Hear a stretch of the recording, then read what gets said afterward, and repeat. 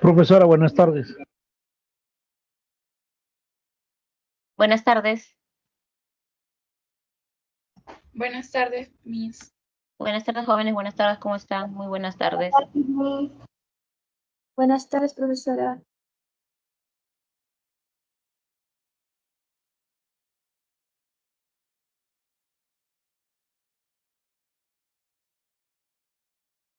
Bien, jóvenes. Creo que faltan 2 minutos, pero bueno, vamos a dar inicio a las clases. Bien, bueno, se me está escuchando, creo, y ahí está la diapositiva para que puedan ustedes visualizar.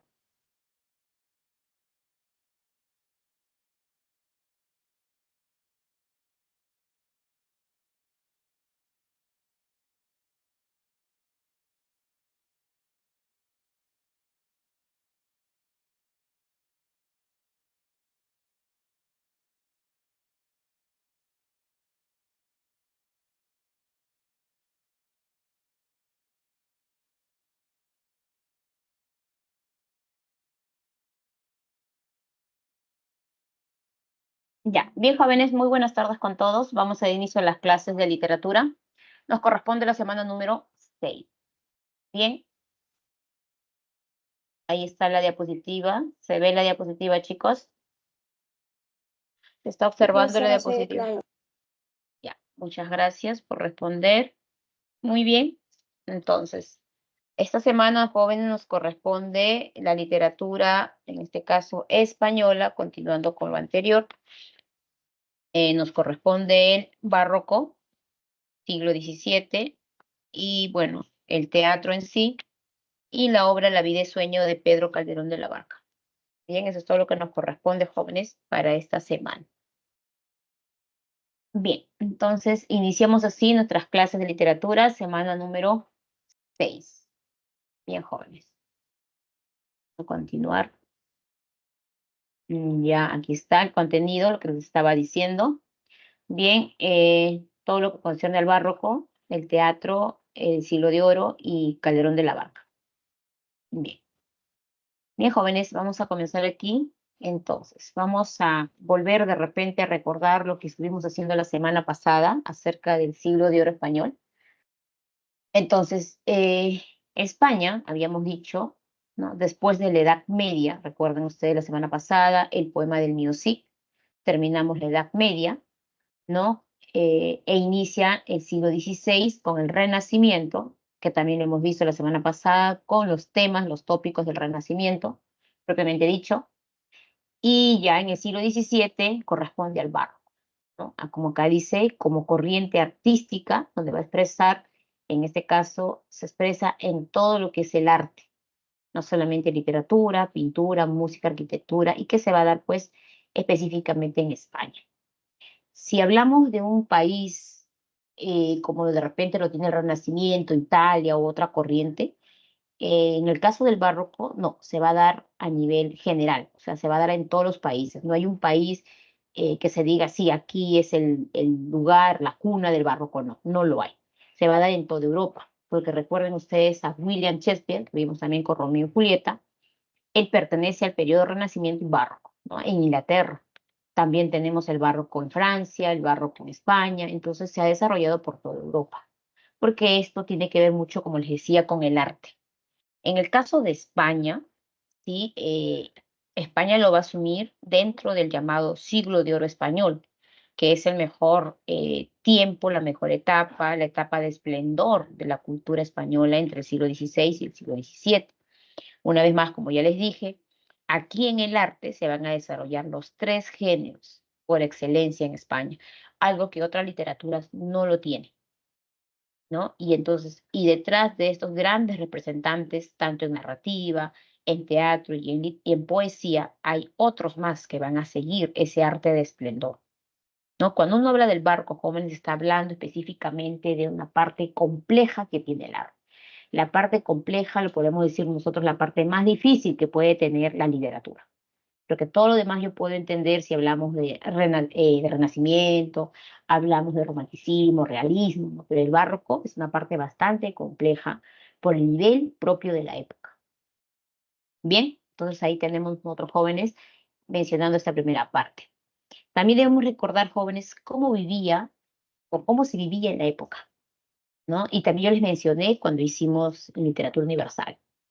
Europa vive una serie de cambios, ¿no? En este caso, y afecta a todos, también a España.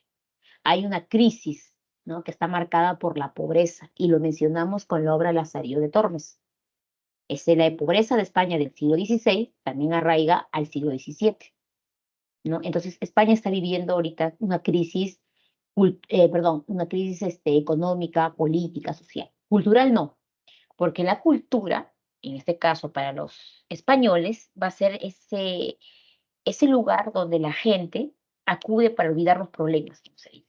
Ah, voy al teatro porque me olvido de los problemas que estoy pasando.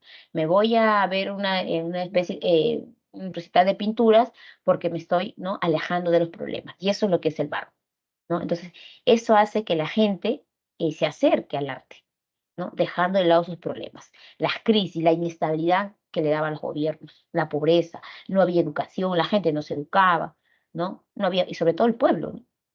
Entonces, todo esto afectando. ¿Qué más? La inestabilidad, ¿por qué? Porque con el descubrimiento de América, ¿no? Se dice que la Tierra, pues, que aparte de ser redonda, está girando en una órbita. Entonces, nada de lo que estamos aquí, estamos quietos, estamos en movimiento. Entonces, la gente vive preocupada por eso, porque piensa que si la Tierra va a girar, en algún momento puede pasar algo, ¿no? Entonces, ese es el contexto que se vive en la época. Y de ahí justamente nacen muchas de las producciones, en las creencias de los astros, ¿no? Porque viene la parte de la astrología, como ya como ciencia se da, y que la gente todavía dice, ah, si la Tierra gira acá, gira por allá, algo va a pasar, una noticia, entonces, un augurio, y eso es lo que se va a vivir y las creencias que se tienen, ¿no? Bien, eso es con respecto al contexto para que ustedes puedan entender, jóvenes, lo que viene. Bien, cualquier cosa, pueden hacer la pregunta. Bien, entonces hasta ahí. Ahora nos vamos nosotros a las características del barco, que también ustedes la tienen ahí en su separata y yo lo voy a hacer con algunos ejemplos de, de las obras. ¿Ya?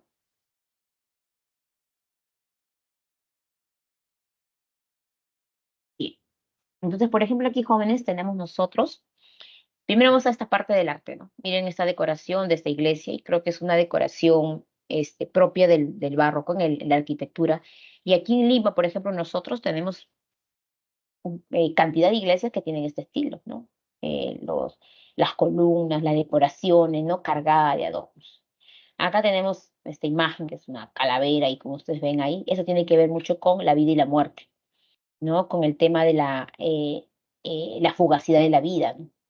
Porque si bien es cierto, ya en el barroco del siglo XVII se tiene claramente consolidado pues que en un determinado tiempo la gente va a morir, ya sea por un problema de salud, por un problema de alguna peste, a un problema de pertenecer al ejército y morir en guerra. O sea, hay muchas situaciones que se dan. Ya no estás protegido por los dioses, algo que te va a favorecer no es parte de la vida, porque hay un desarrollo, ¿no? Del pensamiento humano que trajo consigo lo que es el humanismo y eso hizo que la gente, pues, ¿no? En este caso, su pensamiento sea ahora el centro del conocimiento humano. Y eso se va a ir dando en el transcurso del siglo XVI, siglo XVII. Bien, ahora nos vamos a la literatura. Bien, en el caso de la literatura jóvenes, vamos a ir a esta primera característica que dice ahí. La primera característica les hablan acerca del estilo. El estilo es recargado, como les dije, complejo, ¿no? Y su retorcimiento formal. Ese retorcimiento formal, jóvenes, tiene que ver con el uso de figuras literarias. Pero más que retorcimiento sería, podemos decir, es un abuso ya, porque aquí lo que se hace es un abuso de usar figuras literarias, y específicamente la llamada metáfora y el llamado hipérbole, que es uno de los recursos que se usan pues por excelencia, marcado, desde el primer verso hasta el último verso, ¿no? En la poesía, en la prosa, se usa la metáfora y el hipérbato. Ustedes saben que la metáfora es sustituir una palabra por otra, ¿no? Comparando, sustituyendo. Y el caso del hipérbaton habíamos también trabajado, que consiste en alterar el orden lógico de los enunciados, de los versos, de los párrafos. Entonces, esto de aquí hace de que el texto tenga ese llamado retorcimiento, o sea, esté mal, ¿no? O sea, en el sentido si hablamos de una sintaxis, una gramática tradicional, ordenado, esto no, está completamente desordenado, pero en ese desorden, eso es el arte, porque lo que el poeta busca eso, busca que tú muchas veces en esa metáfora, en ese busques la idea, el mensaje que te está diciendo ese verso, ¿no? No es así nomás porque se le ocurre hacer. Y eso en la época es arte, pues. O sea, en la época propio es una nueva forma de escribir poesía. No es como cuando Garcilaso decía, ¿no? Por ejemplo, el dulce lamentar de dos pastores. Así decía Garcilaso. Salicio juntamente con Nemoroso. Entonces tú dices, el dulce lamentar de dos pastores. Vas entendiendo, ¿no? Que dos pastores están pues tristes, están, ¿no? Están pasando algo, qué sé yo. Pero cuando uno lee una poesía de la época del barroco, ¿no? Una poesía de Góngora, una poesía de Polifemo y Galatea, una soledad, ya no es lo mismo, porque ahí hay diferentes tipos de elementos, ¿no? Que tú tienes que inferir, que tú tienes que ir buscando, a qué se está haciendo referencia el autor con respecto a ello, ¿no? Entonces ya no va a ser lo mismo, ¿bien? Entonces, esta es una característica importantísima que lo deben tener en cuenta. Ahora, cuando habla de la incorporación de alusiones mitológicas, recuerden que la mitología viene de la literatura clásica, los griegos y los romanos.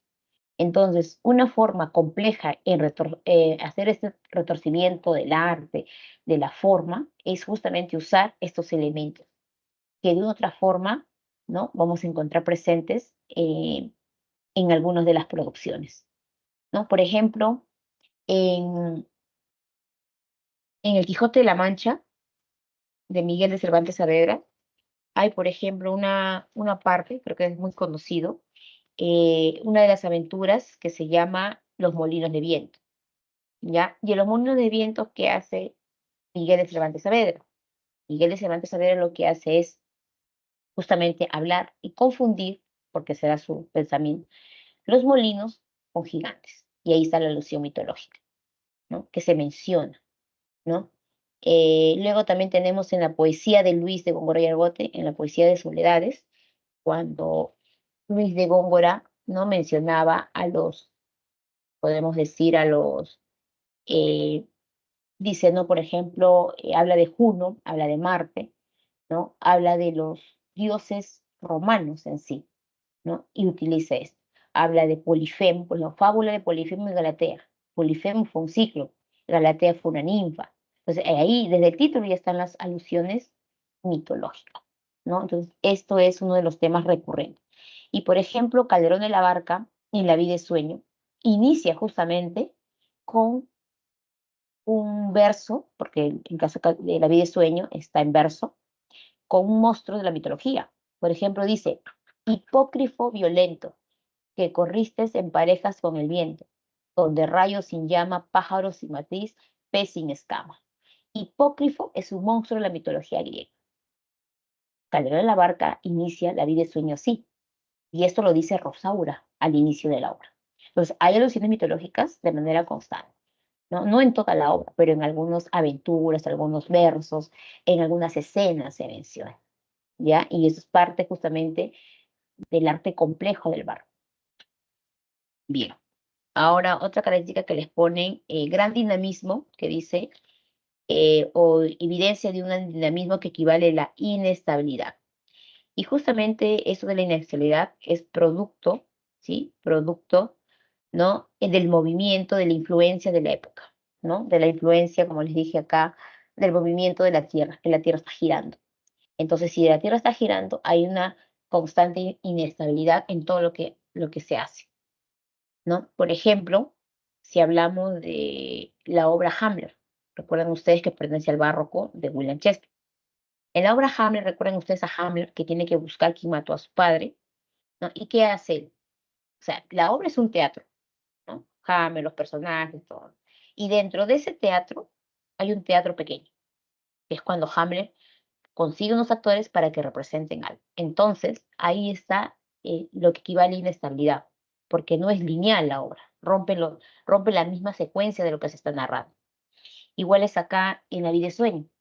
En La vida de sueño se cambian los escenarios de manera constante, se cambian los personajes de manera constante, Primero están en un lado del bosque, en la torre, y luego están en el palacio, luego regresan a la torre, luego, o sea, vas cambiando constantemente. Eso es lo que se observa en las obras, los cambios que hay en los diferentes escenarios, algo que no se veía antes. Antes se veía la obra en un solo lugar o un solo escenario, no cambiaba. Caso de Edipo Rey, recuerden a Edipo Rey, todo se realiza en el palacio, adentro, ahí se descubre todo. En cambio, ya en las obras posteriores va cambiando. Eso es justamente producto de la inestabilidad que produce la influencia, no propiamente de la época, en este caso de la Tierra, ¿no? Que gira de manera heliocéntrica. Dice la teoría de heliocéntrica, ¿no? Que se va a dar en la época que la Tierra gira. Pues de ahí viene la inestabilidad. A eso le llaman inestabilidad. Luego dice, el hombre es un ser inconstante o el hombre es concebido como un ser inconstante de vida pasajera cuyo final es la muerte. O sea, aquí ya lo tiene claro. El hombre tiene claro acerca de lo que es su vida, ¿no? No es que va a depender de los dioses, no va a depender, no, de la sociedad, de los reyes, hasta cuándo yo voy a vivir, no. Si el hombre se ha desarrollado y llega a una edad adulta, es porque es su propio desarrollo. Ahora, si este hombre sufre alguna enfermedad, pues puede tomar un antídoto, ¿no? Propio de la época y puede conservar su vida. Pero si ya esta enfermedad no se puede controlar, es una peste, una enfermedad, ¿no? Que te lleva a la muerte, el hombre lo tiene claro que consiste en llegar a la muerte y que en algún momento va a morir. No se va a vivir de manera eterna, no se va a vivir porque los dioses quieren que yo viva hasta esta edad, no. Ya el hombre tiene claramente este destino, ¿no? Bien, eso es con respecto a esta parte del hombre es concebido como ser constante, ¿no? Fragilidad humana ante la muerte. Luego sigue allá, el empleo de contrastes. Tiene que ver, los contrastes son las llamadas antinomias o los llamados, por decirles, antónimos, ¿no? Pero que van de extremo a extremo. Por ejemplo, los contrastes, ellos le llaman contrastes, lo que es la vida y la muerte. Hay momentos que se habla de la vida, ¿no? De manera bastante clara, y luego viene el tema de la muerte, que ese es el extremo. O hablas de realidad o ficción, en el caso de Quijote de la Mancha. Don Quijote de la Mancha vivía, pues, en un sueño, en una ficción, porque él se creía un caballero de la época, mientras que Sancho Panza, ¿no? Vivía en una realidad y le decía al Quijote, no, no, señor, ¿no? Lo que están ahí no son gigantes, son molinos de viento. Entonces todo esto genera, ¿sí? Los llamados contrastes, ¿no? Los opuestos. En el caso de locura y cordura, también, por ejemplo, se da en Hamlet, ¿no? Cuando Hamlet le dicen, ah, no, ese está loco porque está buscando la asesino de su padre y él murió de manera natural, decía, no está loco. Y por ratos se muestra la cordura, porque Hamlet no estaba loco, se hacía, o se dice, se hacía porque no, en ese momento va a perder eh, la cordura para que no lo califique, no lo justifique, ¿no? Y por ratos él eh, regresaba a su cordura para darse cuenta de que el asesino de su padre estaba cerca, en el castillo. Entonces, ahí se va a dar eso, ¿ya? Bien, ¿alguna pregunta hasta ahí? Ay, ya, siguiente. ¿Todo está claro, chicos? Sí, profesora. Ya, gracias.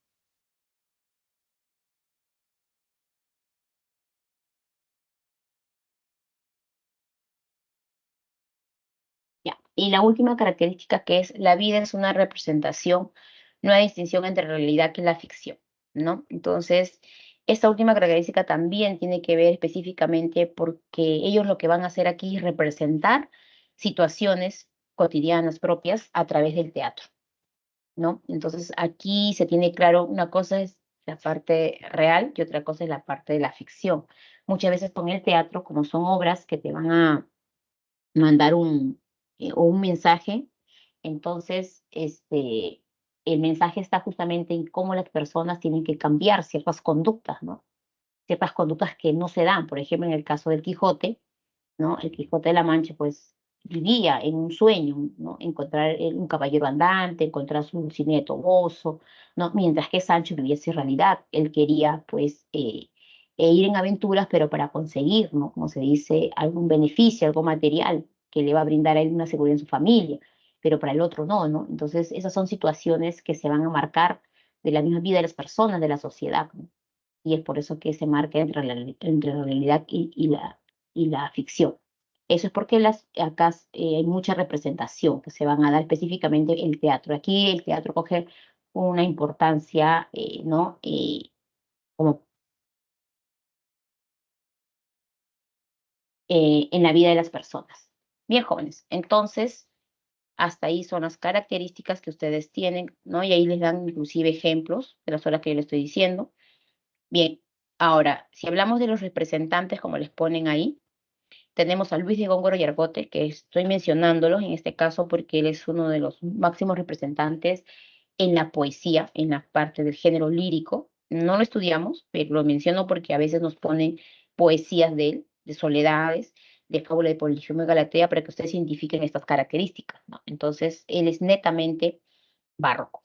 Definitivamente Góngora utiliza mucho lo que es el hipérbolo, la metáfora, y él mismo crea una cantidad de figuras literarias propias de él y que fueron usadas solamente por él. No lo usaron otros autores. O sea, un hombre bastante culto. Él funda una escuela llamada culterana, que viene del culteranismo, ¿no? O sea, un hombre culto, preparado, tenía de acercamiento al aspecto religioso, eh, y había estudiado en una universidad, que en la época pues era, ¿no? Era un hombre muy brillante en cultura. Y Francisco de Quevedo y Villegas era su opositor, ¿no? Para Góngora, la palabra era lo mejor que podía haber en una poesía y la palabra culta, compleja, era mejor. Mientras que para Francisco de Quevedo y Villegas, que es otro también poeta, lo destaca en el género lírico, en este caso él manejaba los conceptos, ¿no? De un nivel complejo, más no las palabras, ¿no? Utilizaba el contexto. Bien, para mencionar porque les han puesto ahí. Bien, jóvenes, ahora nos vamos al teatro, teatro del siglo de hoy. Quiero que observen esta imagen que tienen ahí en la diapositiva. Es una imagen muy importante, en este caso. Observen ahí las formas del teatro propiamente en la época. En España, jóvenes, ¿no? En España este teatro se va a dar de una u otra forma, primero en las calles, ¿no? Y se va a dar pues por dos situaciones muy importantes, ¿no? Por el aspecto religioso, por ejemplo, la gente en la época iba a la iglesia, rezaba, oraba, pero había momentos en que la gente tenía que representar algo de la misa. A veces nosotros también podemos, ¿no? Podemos ir por hacemos una iglesia, hacemos teatro, ya. Pero en esas épocas la gente también lo hacía, o sea, hacía representaciones religiosas dentro de la misma iglesia. A eso ellos le llamaban tropos, propio de la época, ¿no? Era algo que ellos representaban relacionado a la iglesia, a la Biblia, ¿no? Es decir, a los mandatos divinos y todo, y para que la gente se educara. Pero lo hacían dentro de la iglesia, con un mensaje netamente religioso. Y por otro lado, había gente que lo hacía en las calles, lo hacía a través de juegos, o los llamados, como nosotros podemos conocer ahora, los llamados cómicos ambulantes. ¿No han visto que en las calles, en las plazas, ¿no? Se ponen ahí, se ponen a divertir a público, algo así. Así empezó el teatro en España, ¿no? Entonces empezó tanto en la parte cortesana, que es la iglesia, y en la parte popular. Entonces, así nace el teatro y luego esto, más adelante, por la misma población y por la cantidad de personas que habían, ya comienzan a involucrarse, ¿no? Toda la sociedad de aquellos tiempos y ubicarse en un solo espacio, en un solo lugar. A este espacio ellos lo llaman corralones, los llamados corralones del teatro. Es como cuando tú digas, por ejemplo, tú dices, vámonos al cine, ¿no? En la época decía, vámonos a los corralones, ¿no? Pero imagínate que hoy en el día le digas a alguien, te va a entender también mal, ¿no? Porque no es común el término, pero en la época sí. Vámonos a los corralones, ¿no? Y en los corralones era para ver teatro. La gente sabía que el corralón veía teatro. ¿Y por qué se decía corralón? Porque parecía un corralón realmente. Muchas veces estos corralones estaban en las propias casas. Las casas eran en la época a manera de haciendas, un poco grandes. Y siempre tenían un patio y en ese patio, pues, criaban a los animales, ¿no? Ahí hacían los quehaceres, ¿no? En el caso de cuando se vendía harina, se vendía maíz en la época. Entonces, pero ese espacio, ¿no? Ellos lo volvían, pues, un escenario. Le ponían el escenario, como ustedes ven ahí, las bancas, y en las partes de las ventanas, muchas veces las casas antes tenían pequeños balcones internos, ¿no? no es como antes, no es como hoy en día las casas, ¿no? Entonces esas pequeñas ventanas y balcones era para la gente de la sociedad, ¿no? Que también se acercaba a ver esos corralones, las obras de teatro. Es decir, que de tal forma que todos podían ver el teatro, ¿no? Usaban bancas más altas para poder ver el escenario y ahí se representaban las obras de teatro, propio para los autores de la época. Bien, más o menos para que ustedes ubiquen, en este caso, los llamados corralones. Bien, ahora nos vamos a ir antes de explicar, porque acá les ponen las características, ya, es justamente lo que estaba hablando, hay que regresar a las características porque de ahí me voy a demorar un poquito más. Entonces, aparecían, pues recuerden, los llamados tropos, como le decían, que eran las actuaciones en las misas. Eso a ellos le llamaban el teatro cortesano, el teatro de la corte, el teatro que está relacionado con la iglesia, ¿no? La gente de la alta sociedad que manejaba un tipo de lenguaje, un tipo de literatura muy elevada. Ahí nosotros vamos a encontrar este tipo de teatro que estaba representado por quién? Por Pedro Calderón de la Barca. Calderón de la Barca representa aquí el teatro cortesano, elevado, culto, ¿no? Donde alcanza mayor lirismo, dice acá, porque su teatro es así. Vamos a ir acá a los ejemplos, ¿ya? Acá. ¿Cuándo es un teatro y me dicen mayor lirismo? Porque miren, esto de aquí, vamos a llamar estos versos que pertenecen a la vida y sueño. Normalmente cuando uno dice teatro, ¿cómo se imagina? Diálogos, ¿no? Y oraciones, oraciones, ¿no? María conversa, encuentra, ¿no? Ese es el teatro actual. En la época, justamente, el teatro barroco cortesano era complejo porque ¿qué hacía el poeta? Escribía versos. O sea, los diálogos de Sigismundo eran versos de 8 sílabas. Y todos eran de 8. Acá no parece grande, pero si uno aplica la métrica se vuelve 8. Todos eran de 8, 8, 8. Pero había una perfección. Y eso de métrica, rima, ¿dónde lo hemos visto nosotros? En la poesía, en el género lírico, no en el teatro. Entonces, cuando dice mayor lirismo se refiere a eso, que el teatro apunta a eso, ¿no? A una perfección formal, única, y que solamente pasó en el barroco. Porque nosotros teatros que van a venir, no. Volvimos a los diálogos, a los enunciados externos y listo. Pero aquí se da. Por ejemplo, acá dice, ay, mísero de mí, ay, infeliz, apurados cielos pretendo, ya que me tratáis así. ¿Qué delito cometí? Contra vosotros naciendo, aunque sí nací, ya entiendo. Entonces, uno analiza cada verso y hay ese lirismo, esa musicalidad, que usualmente cuando uno narra en teatro, ese diálogo, no busca eso.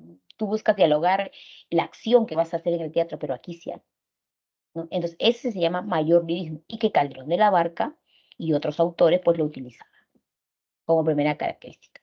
Espíritu reflexivo y filosófico. Entonces, ¿esto qué tiene que ver? Eso tiene que ver mucho con el mensaje de las obras, ¿no? Las primeras piezas teatrales del arte cortesano fueron los llamados autos sacramentales, que fueron creados por Calderón de la Barca. Usted lo tiene también ahí en su separado, cuando hablas de Calderón de la Barca. Los llamados autos sacramentales es como decir hoy en día, si yo hablo de tragedia, comedia, drama, el auto sacramental era una especie o es una especie del género dramático, que hoy en día ya no se da, solo se dio en la época del barro. ¿Y quién lo crea? Calderón de la Barca. Calderón de la Barca te crea los autos sacramentales, ¿no? Y son piezas teatrales que tienen que ver con el aspecto religioso, con los valores que el hombre debe profesar, el bien, ¿no? La bondad que debe tener, acercamiento a Dios, a la iglesia y todo ello. Y cuando el hombre no cumple eso, obviamente genera el mal. Entonces hay una lucha de eso, y eso se muestra en los autos sacramentales. Usualmente los autos sacramentales se iban a dar específicamente para la corte, para la gente culta, porque esto dice espíritu reflexivo y filosófico, supuestamente para ese nivel de reflexión. Pero cuando él crea la vida y sueño, ya va más allá de. Porque, ¿qué hace Segismundo? Segismundo reflexiona acerca de la vida. Dice, ay, mísero de mí. O sea, ¿qué castigo cometí yo para estar acá encerrado? ¿No? Segismundo decía eso. O sea, ¿qué hago aquí yo en esta torre? Solo miro el cielo y veo las aves volar, ¿no? ¿Y por qué ellas están afuera y yo estoy acá adentro? Entonces, lo que hace ahí Segismundo y lo que hace este teatro es reflexionar acerca de la propia vida, el problema de la existencia, ¿no? El famoso libre albedrío que lo vamos a ver más adelante, ¿no? ¿Qué decisiones puede tomar el hombre? Si te encierran desde que naces, ¿qué vas a hacer? Encerrado ahí. No. ¿Cómo vas a crecer si nadie te va a enseñar nada? ¿No? Entonces, ese es el tipo de teatro que se aspira en el teatro cortesano, un teatro muy reflexivo, filosófico, cargado, pues, ¿no? De poder identificar muchas conductas humanas propias de la época, ¿no? Bien, perfección formal y técnica es lo que estamos hablando, ¿no? Con respecto a los versos octosílabos, a que este poema, estos versos que te he enseñado de Calderón de la Barca, si uno analiza, ¿no? Por ejemplo, en esta jornada 2 analiza la rima, por ejemplo. Riqueza, miren, con pobreza. Ofrece, compadece. Mira, ahí de más rima, consonante perfecta. Medrar, por ahí debe estar el otro, ¿no? Acá está solo. Empieza, por acá, bueno, aquí ya no hay, ¿no? Pretende con ende, conjunción con son y así, ¿no? Entonces, te das cuenta de aquí, no solo son los versos octosílabos, sino también es la rima consonante perfecta y que se da. Y como digo, esta forma es lírica, pero está en el teatro, está en el teatro. Y ahí, ¿no? A ese perfección formal y técnica que hay, ¿no? Que es otra de las características importantes. Luego, tendencia a la idealización y a las alegorías. Es que se idealiza mucho la forma de vida, por ejemplo, ¿no? Las creencias, ¿no? En este caso, el teatro cortesano habla mucho de las cortes, de los reyes, ¿no? Los representantes de la iglesia, y muchos de ellos tienen que, pues, al momento de dar sus mensajes o enseñar, tienden a idealizar que todo en la iglesia es perfecto, o sea, todo lo que mande el mandato divino tiene que ser, ¿no? Y así crece la sociedad, así la sociedad se deja embullir por ese concepto, ¿no? Religioso, ¿no? Y a través de ese concepto religioso va a ir pudiendo plasmar, como se dice, ¿no? A través de las obras, diferentes situaciones de la vida cotidiana, para que la gente, pues, no caiga en el error, no comete pecado y todo ello, ¿no? Por eso se dan los teatros cortesanos, por eso se decía que es un teatro simbólico, ¿no? Muchos quieren representar, por ejemplo, el pecado original. ¿Qué pasó? Y lo representaban a través de los diferentes piezas teatrales, ¿no? Para que la gente no vuelva a caer en ese pecado, ¿no? No vuelva a caer y no dejarse tentar, ¿no? Por situaciones que no le engrandecen en su vida. Entonces, ese es el teatro cortesano, jóvenes, que tiene que ver, y aquí vamos a mencionar a religiosos, vamos a mencionar gente de la corte, vamos a mencionar a reyes, en el caso de la vida y sueño, ¿no? Como parte de sus personajes, su desarrollo. Bien, entonces, hasta ahí, jóvenes, tenemos el teatro cortesano. Y ahora nos vamos a eh, el teatro popular, ¿no? El teatro popular. El teatro popular está liderado por Félix Lope de Vega. Lope de Vegas inicia en el Renacimiento, ¿sí? En esta primera parte, porque este teatro popular nace en el pueblo. Es un teatro que es nacionalista, como dice, porque nace en el pueblo, ¿no? La gente tiene problemas, situaciones, ¿no? En la vida cotidiana, y esas situaciones se van a representar, ¿no? Se van a representar a través del teatro donde la población va a aprender, ¿no? Buscando justicia, buscando la libertad, no los abusos. Entonces, de ahí viene, por ejemplo, Lope de Vega, ¿no? Que a través de su teatro nos muestra esto. Él se centra mucho en los personajes de pueblo. Habla mucho de las damas, habla mucho de las mujeres, las pastoras, las que limpian las casas, de eso habla, porque dice que cada una de estas mujeres tiene un oficio distinto, diferente, y cada una de ellas cumple una misión. Lo que en los teatros anteriores no se habla mucho de las mujeres, pero se hablaban de los hombres, ¿no? Si bien es cierto, las mujeres eran parte de las obras, pero no con una relevancia como lo va a ser. Por ejemplo, en Fuente Ovejuna, que es una obra de Félix Lope de Vega, es la historia del pueblo de Fuente Ovejuna. Y aquí van a destacar Rosaura, ¿no? Que es una de las protagonistas, ¿no? Y ella va a defender y va a luchar por su verdad, porque por ahí hay un gobernador que quiere abusar de ella, abusar en el sentido de no raptarla, hacerla esposa cuando ella no quiere, ¿no? Entonces todo esto es justamente parte, ¿no? Del teatro popular que utiliza el autor para mostrar la situación que había en la época, ¿no? Muchos en este caso lo van a trabajar a través del desarrollo del drama o la comedia también, ¿no? Para que la gente se divierta, para que la gente se entretenga y pues definitivamente acuda a estos teatros populares. Otros temas son la leyenda de la historia de España. Bueno, se toma el pasado de del pueblo español, algunas leyendas ya conocidas y que son representadas a través del teatro. Bien, entonces jóvenes, ahí tenemos nosotros los dos tipos de teatro que ustedes también lo tienen en su separata. Bien, hay otros autores también. Mm, listo. Ahora nos vamos a las características. ¿Alguna pregunta, alguna duda de esta primera parte?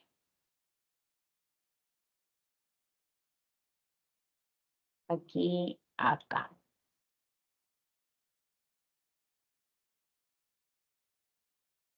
Ya, jóvenes, ¿todo está claro?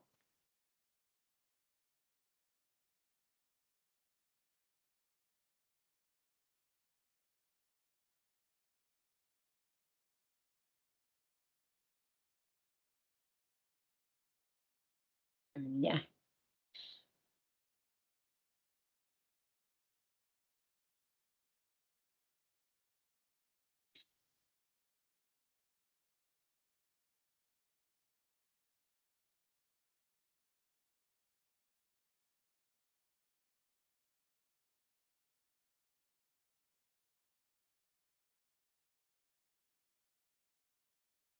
bien.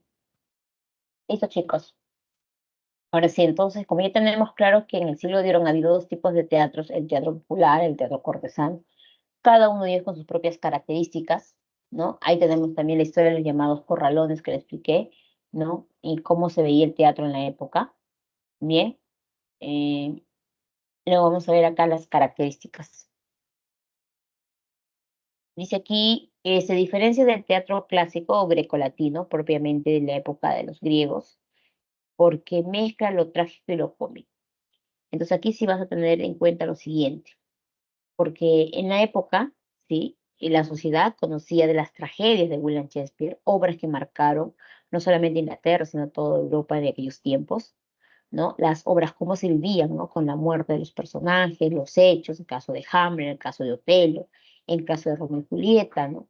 Son obras que habían marcado en la sociedad, ¿no?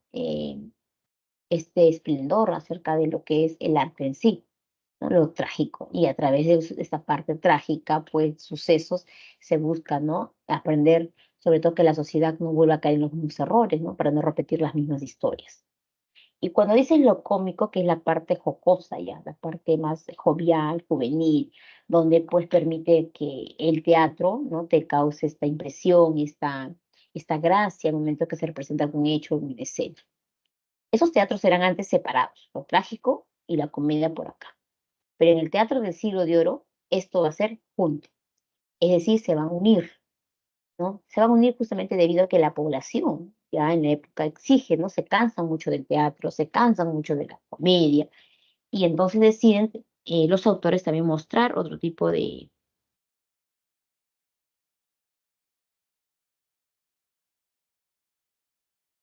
¿no? De teatro. Entonces, al mezclar lo trágico y lo cómico, como que ya presta, ¿no? Un estilo distinto, ¿no? En el sentido de que ya no solamente vas a ir a ver teatro donde todo se ha muerto, sino si hay una escena trágica, una escena de acción, pero no necesariamente tengan que morir los personajes, ¿no? Y lo otro es lo cómico, porque de otra forma hay un personaje cómico, hay un personaje que causa, ¿no? Un júbilo, algo de que se distrae o distraen a los personajes y causa pues la parte júbila en el espectador, ¿no? Y se unen los dos. Y esta unión genera una nueva forma llamada tragicomedia, le llamaban antes, o le llaman drama, ¿no? De aquí surge el drama, pues, ¿no? Cuando unes esas dos, ¿no? Porque en el drama puede haber muerte, pero no necesariamente puede tener que ver todos esos trágicos. También hay un final, puede ser un final feliz, un final abierto, ¿no? De acuerdo justamente a la parte cómica. Entonces, todo esto se va a unir en uno solo. Bien, o lo conocemos nosotros de repente hoy en día como drama, ¿no? Las primeras obras de dramática, de la especie de drama. Bien, esa es una primera característica. Luego, cuando dice otorga mayor realismo a las obras, ¿no? Eso también tiene que ver con respecto al deleite también del espectador, ¿no? En las obras del siglo de oro lo que se busca es definitivamente es entretener al espectador, que el espectador goce, disfrute de las obras, ¿no? Que viva en esas escenas, hechos parte de su propio contexto real, parte de las situaciones que ellos vivían el día a día y sean representados ahí. Las peleas, los pleitos, las formas de vida, cómo vivían en aquella época, ¿no? A qué se dedicaban, cómo eran las peleas, las guerras entre los propios países, ¿no? Las creencias de los propios reyes, ¿no? Con respecto a sus familias, ¿no? Los llamados augurios que se daban en la época. Entonces, todo esto era el contenido de estas propias obras y que van a generar también que el espectador pues se divierta, ¿no? Que el espectador se divierta, se entretenga con estas piezas teatrales. Bien, eso es con respecto, jóvenes, a estas características, a las primeras. Ahora, cuando se dirige al público, dice acá, se dirige a un público heterogéneo. ¿Eso qué quiere decir? Que en estos corralones de comedia no se marginaba y se decía, como de repente en otros momentos, podemos decir que, no, eh, este teatro solo es para la corte, ¿no? O ese teatro solo es para acá. Si bien es cierto, había dos tipos de teatro, ¿sí? Para la corte y para la parte del pueblo, pero las obras en sí, o sea, cuando se daban, ¿no? Todos podían asistir a ver las obras. Por eso es heterogéneo. Podemos encontrar una primera parte que es el pueblo, que está siempre en la parte baja, el pueblo está en la parte baja, y la parte de la realeza en los balcones. Ellos no se mezclaban con el pueblo así, pero se les permitía, ¿no? Asistir al teatro. Entonces la gente iba al teatro, se reunía en esos corralones de comedia, ¿no? Por eso que había el pueblo por un lado y la corte por el otro lado. Y así la gente espectaba pues las obras teatrales, ¿no? Entonces, esa es parte de otra característica de su importancia, ¿no? El público heterogéneo. Heterogéneo es eso, ¿no? Diferentes formas en un mismo lugar. Bien, ahí tenemos esta característica. Ahora, se recurre al suspenso debido a que ya me estás mezclando lo trágico y lo cómico, y entonces en el drama pues hay suspenso, hay un conflicto que tienes que resolver, un conflicto interno que tienes que ir disgregando y resolver, porque no puedes quedarte con el conflicto y ahí nomás me quedo con el problema, no, sino que tienes que buscar, como se dice, el desarrollo de ese conflicto. Y que no va a ser nada, pues, nada sencillo, ¿no? Hablar de ese conflicto, ¿bien? Porque ¿qué sucede, no? En toda pieza teatral siempre hay una parte, como dice, el nudo, el centro de toda la... Por ejemplo, el Fuente Ovejuna. El nudo está específicamente en encontrar, ¿no? Y hacer justicia cuando Laurencia ¿no? Es capturada y raptada por el comendador. Entonces la gente quiere hacer justicia, la gente quiere recuperar y ayudar a Laurencia, ¿no? Y Laurencia también era una mujer fuerte, ¿no? Entonces ahí está el suspenso en la acción que va a hacer ella, porque ella era una mujer. Usualmente las mujeres no se defendían, no peleaban en la época, no, no. Pero aquí sí, aquí se da ese papel muy importante. La mujer es el personaje principal y toda la sociedad, no, hace escándalo, porque no, antes no se daba eso, ¿no? Ahora sí se está dando. Entonces, en la acción que va a hacer Laurencia de poder recuperar su honor, entra en suspenso, pues, ¿no? ¿Qué va a pasar? ¿Logrará al final ella conseguir lo que anhelaba? Entonces, ahí viene toda la parte, ¿no? Que va a involucrar, pues, ¿no? A la sociedad en sí de aquella época, ¿no? ¿Qué es lo que se está viviendo? Bien, jóvenes, hasta ahí las características del movimiento o del teatro del siglo de oro. Bien, terminamos esta parte para que ustedes vayan desarrollando algunas preguntas también. Trata de temas variados. Acá sí, pues, ¿no? Los temas en el barroco sí son variados. Temas que tengan que ver con los problemas sociales, tengan que ver con este aspecto conductual, ¿no? De las personas, las normativas, las formas de vida, ¿no? Muy poco se toma en cuenta de repente el tema amoroso, ¿no? Porque recuerden que el tema amoroso en la época, pues no tenía tanta libertad como ahora, ¿no? El tema amoroso es un tema un poco lejano, porque no se da, no hay obras, por decir, obras de teatro románticas, no, no, aquí todavía no se da, ¿no? Esos son los temas variados, tiene que ver con la sociedad, con la cultura, con el pueblo. Bien, luego de eso tenemos, para terminar ya, aquí dice la acción es más importante que los personajes. Y bien es cierto, aquí el hecho es el que cuenta, porque el hecho es el que va a dar el mensaje, no tanto cómo lo interpreta el actor o el personaje, ¿no? No va a decir, no, yo no quiero representar ese papel porque a mí no me gusta, ¿no? Sino aquí simplemente lo que cuenta es el hecho en sí, la acción de todo el contenido.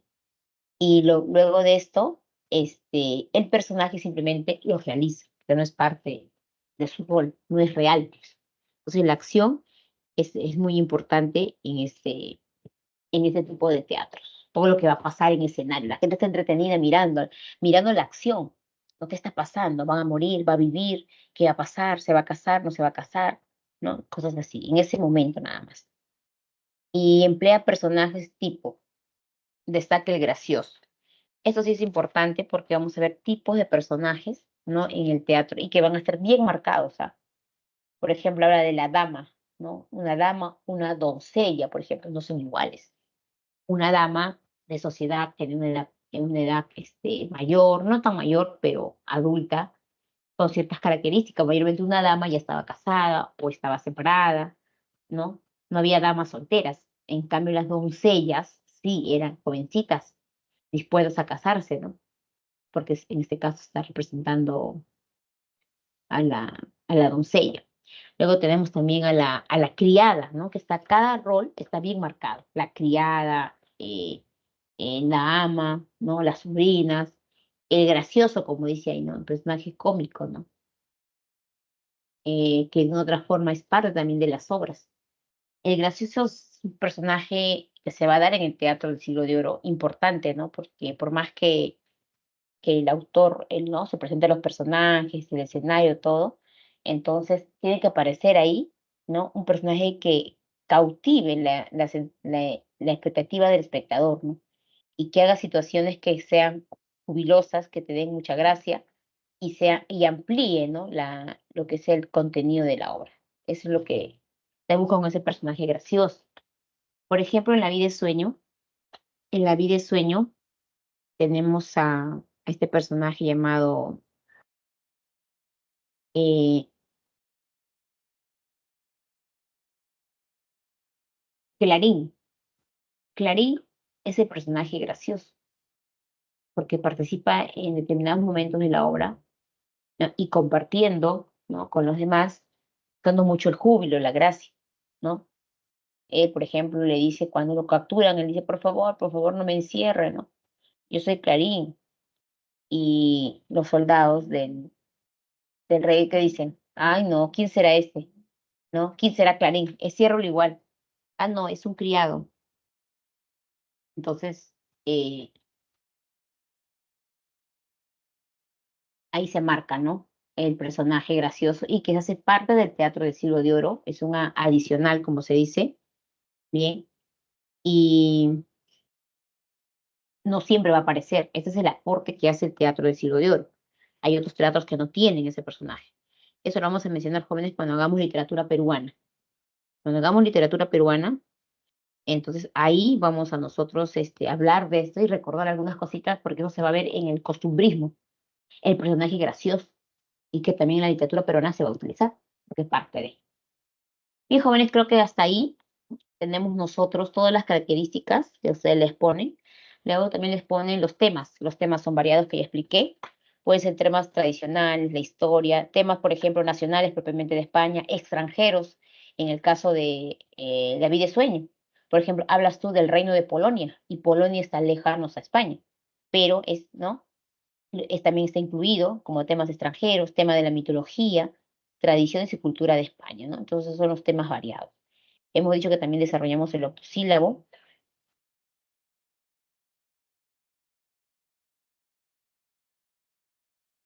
Mm,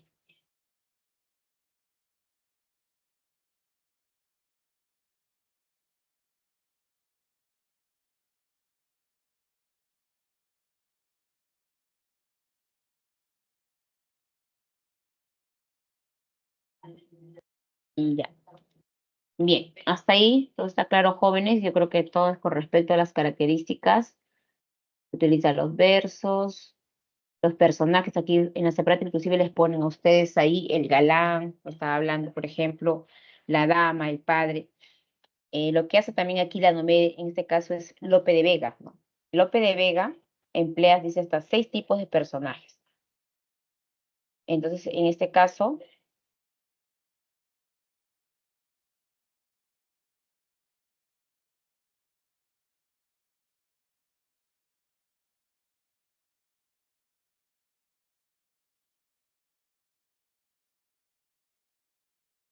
ya, ahí. Entonces, ahí creo que estábamos hablando de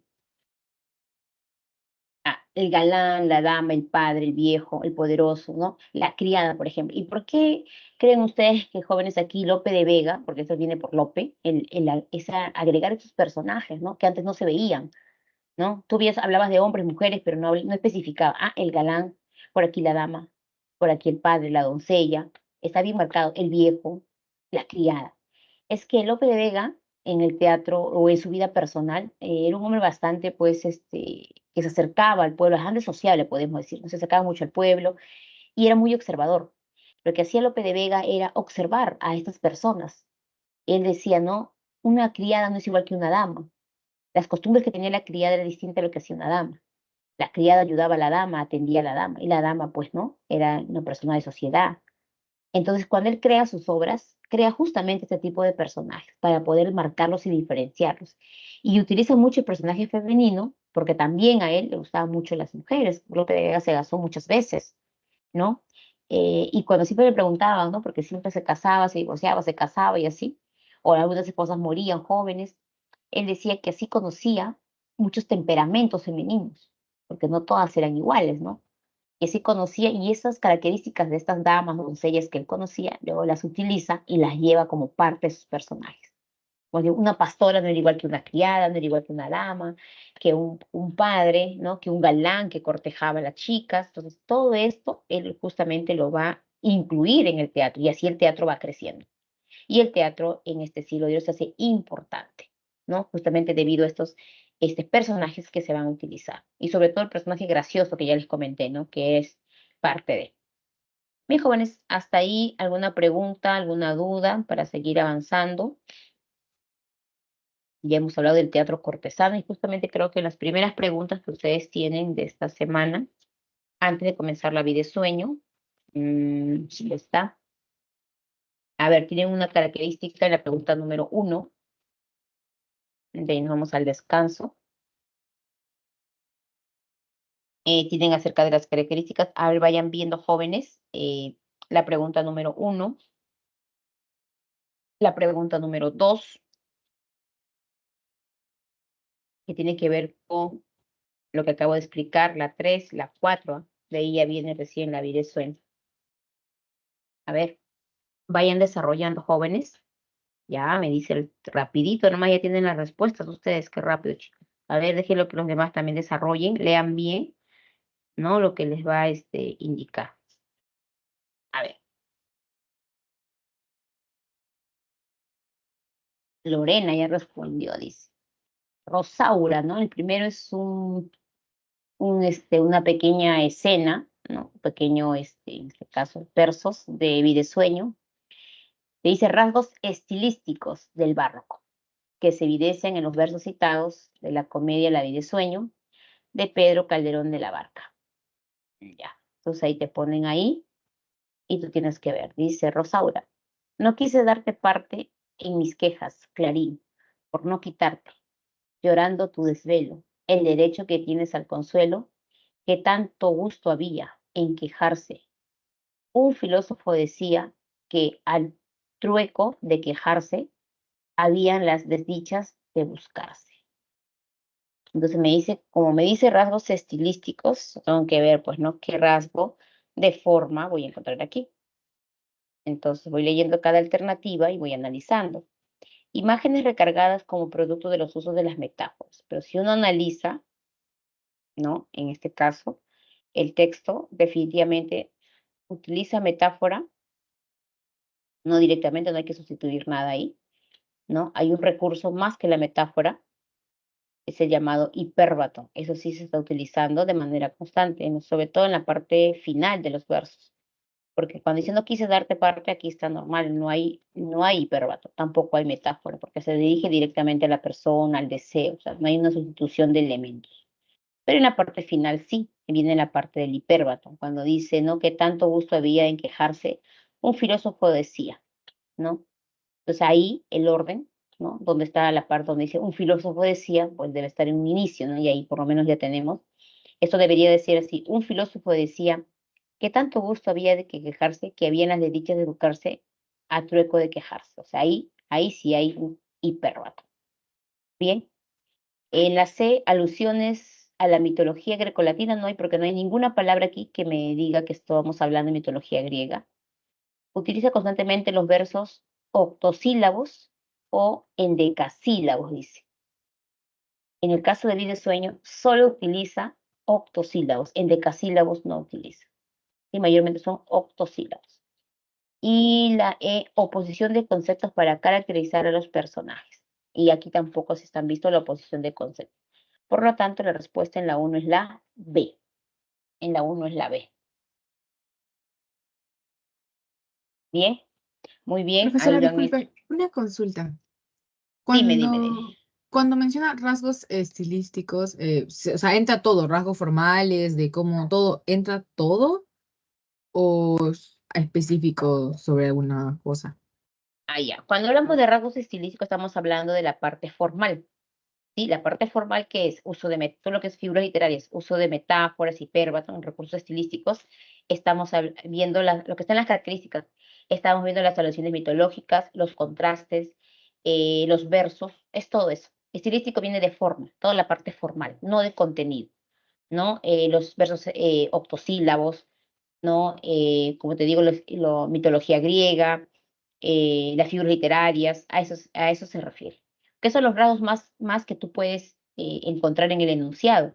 Porque, por ejemplo, si yo te digo, a ver, la vida es una representación ahí, ¿cómo te das cuenta de ello? No, ahí no te marca, porque se está hablando de acá de Clarín, se está hablando de una persona.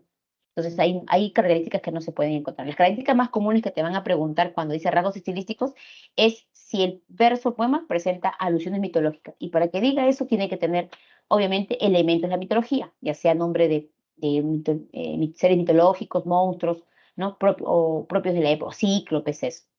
Luego, cuando te habla de otra característica, tiene que ver con figuras literarias, ya sea la metáfora o sea el hiperon, que son los más comunes.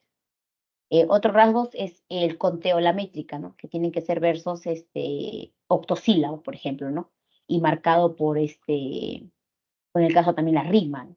Ahí sí, eso sí se puede ubicar en unos versos, no se va a ubicar todo, ¿ya? Entonces, esos son los tres rasgos más importantes que tú debes ubicar. No hay cosas que de repente no se pueden ubicar. Bien, entonces para la número uno, jóvenes, la respuesta es la B, ¿ya? En este caso. Ok, gracias, profesora. Ya, listo. Vamos a todo, creo que nos toca recreo ya todavía. Sí, la hora. Ya, creo que ya estamos en el recreo. Regresamos. Sí, a las 4:05, por favor, vayan haciendo. Ya me dijo que la 2 era la D. Muy bien, pero vamos a explicar por qué es la D. Y si tienen ustedes alguna pregunta también. Bien, vayan a su descanso, chicos. Regresamos.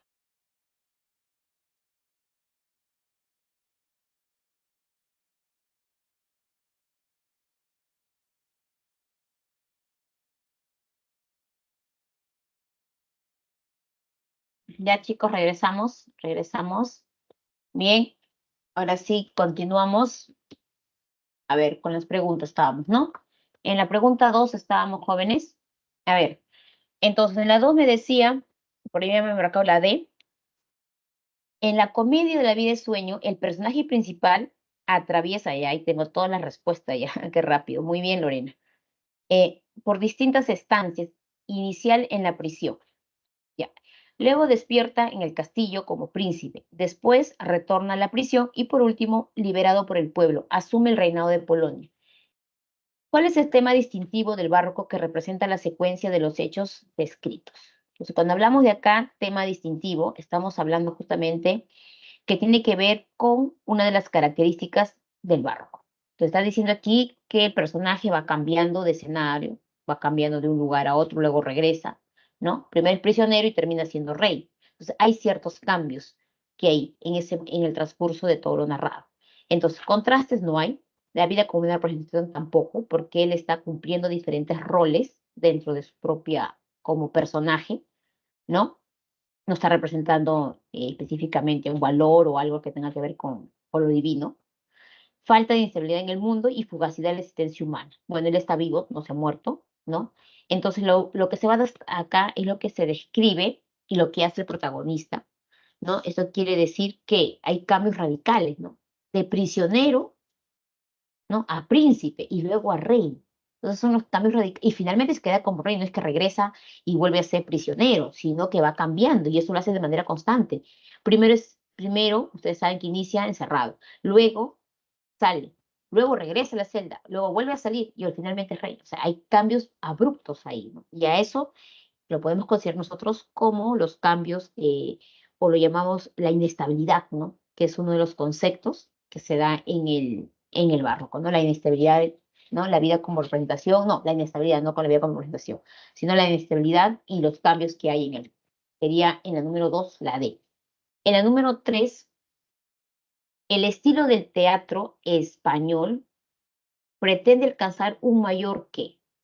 Por ello, que tiende a combinar, ya, me ponen por ahí, a ver, un mayor entretenimiento y puede combinar diversas formas métricas, no, porque no estamos hablando en este caso, la métrica solamente es para el tipo de poesía que se da en versos octosílabos, no diferentes. Dramatismo y leyenda histórica tampoco. El suspenso y metáfora no se ha hablado de ello. Ya, retorcimiento formal, en este caso, alcanzar un mayor y por ello se tiende a combinar ficción y realidad, porque cuando uno utiliza el retorcimiento formal, ¿sí? No estamos, son figuras literarias, así que yo no puedo, con una figura literaria cambiar realidad a ficción.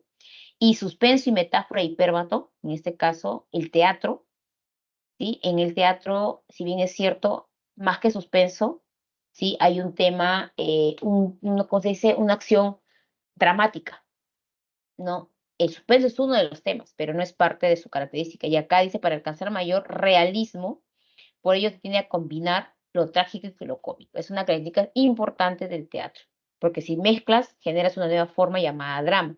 Y esto es un aporte del teatro barroco en sí. La respuesta en la 3 es la A, no es la C.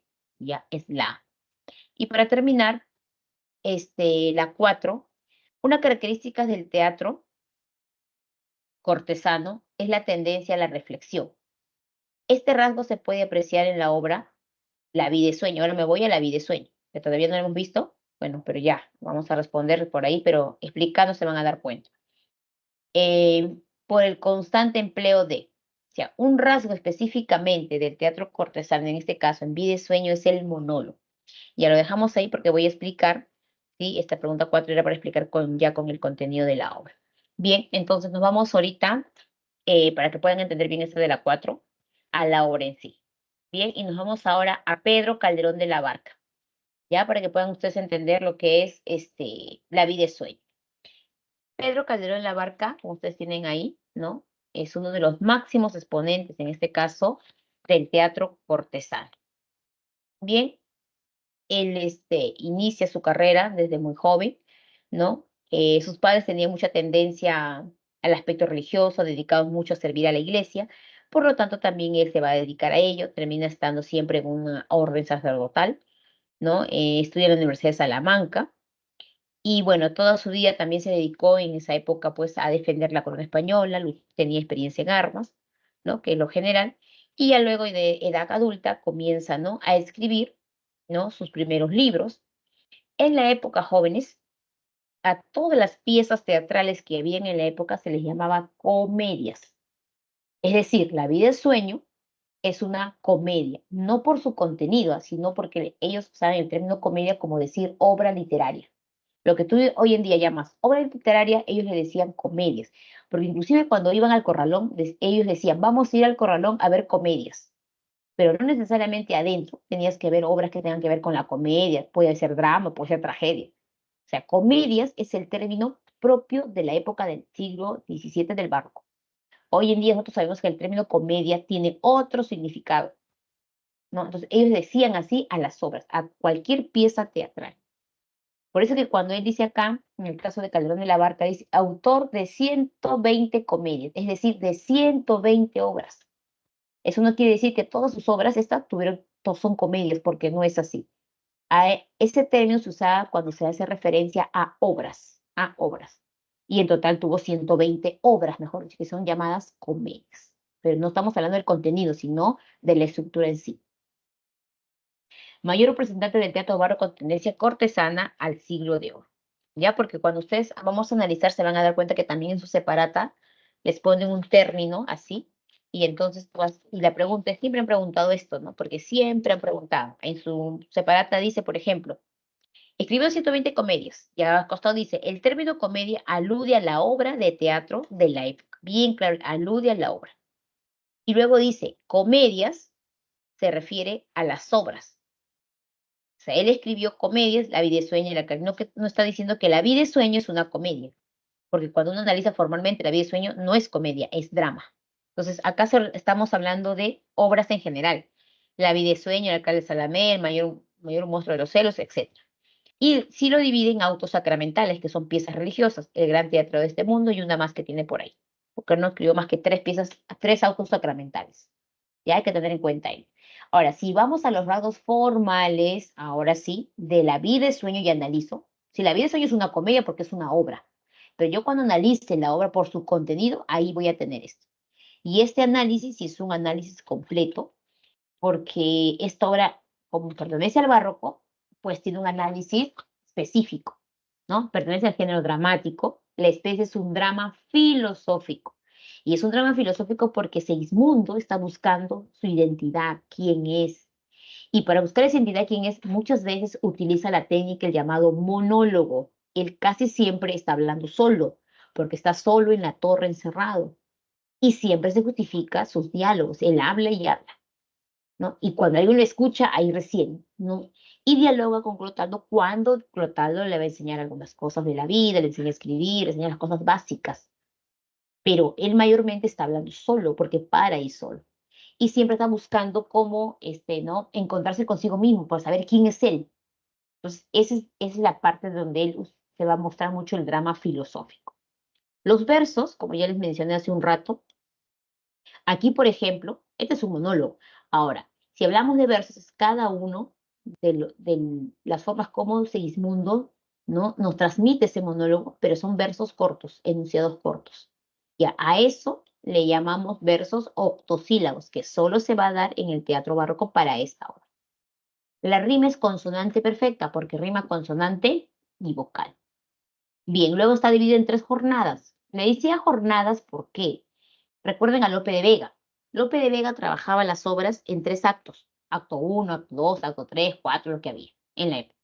Entonces, Calderón de la Barca decía, y él como era un hombre culto, también decía que tenía que su teatro ser diferente al del pueblo. O sea, el teatro del pueblo era para el pueblo. Entonces, esa diferencia lo marcaba con ciertos términos. Y él decide llamar a esta parte de la obra, ¿no? Decir, en vez de decirle, se divide en 3 actos, yo le digo jornadas. Una jornada es como un acto. Cada jornada tiene escenas, así que es lo mismo, simplemente que es el término nada más, ¿ya? Pero se conoce como jornadas. El carácter es alegórico. En este caso, cuando hablamos de alegoría, estamos viendo las representaciones que se hacen, ¿no? Dentro de la obra, ¿no? ¿Qué representa, por ejemplo, Clarín?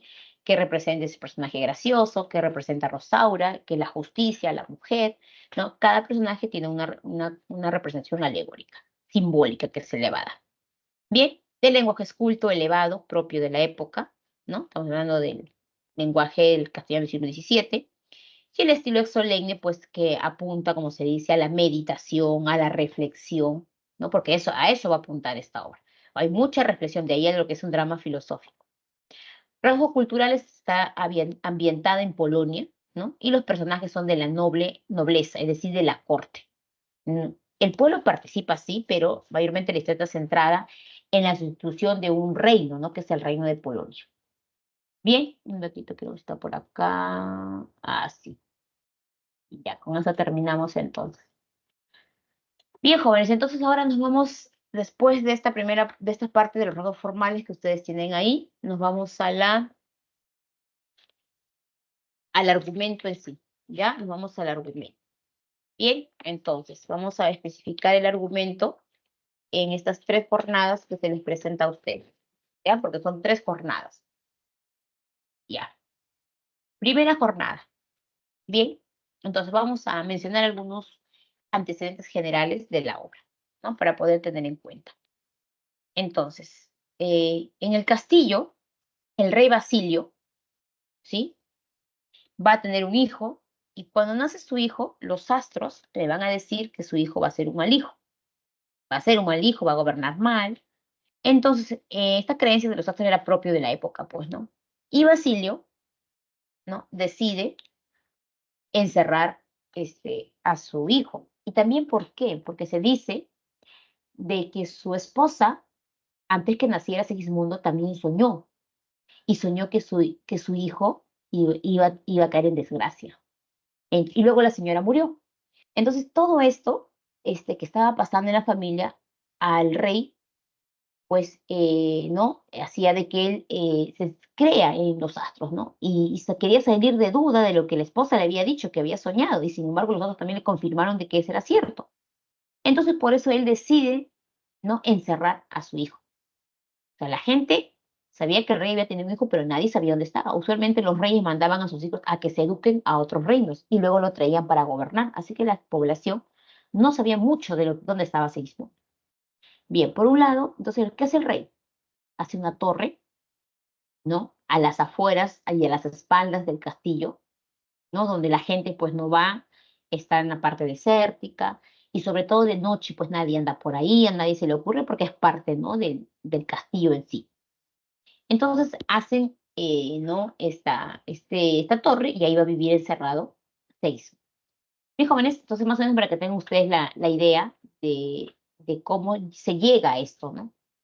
Entonces la historia se inicia en la jornada número 1, cuando Segismundo vive encerrado en una torre, ¿no? A las afueras del palacio, y lo va a cuidar Clotaldo, que es el ayo, lacayo, el criado del rey Basilio, mejor dicho, su brazo derecho. Él le sabía todos los secretos al rey. Y una de las cosas que sabía Clotaldo era que Segismundo era su hijo. Y por los astros él estaba encerrado ahí. Clotaldo era la única persona que Segismundo veía. Segismundo solo veía a Clotaldo, no veía a otras personas. Así que se había acostumbrado a él durante todos esos años. Había crecido él ahí, mejor dicho.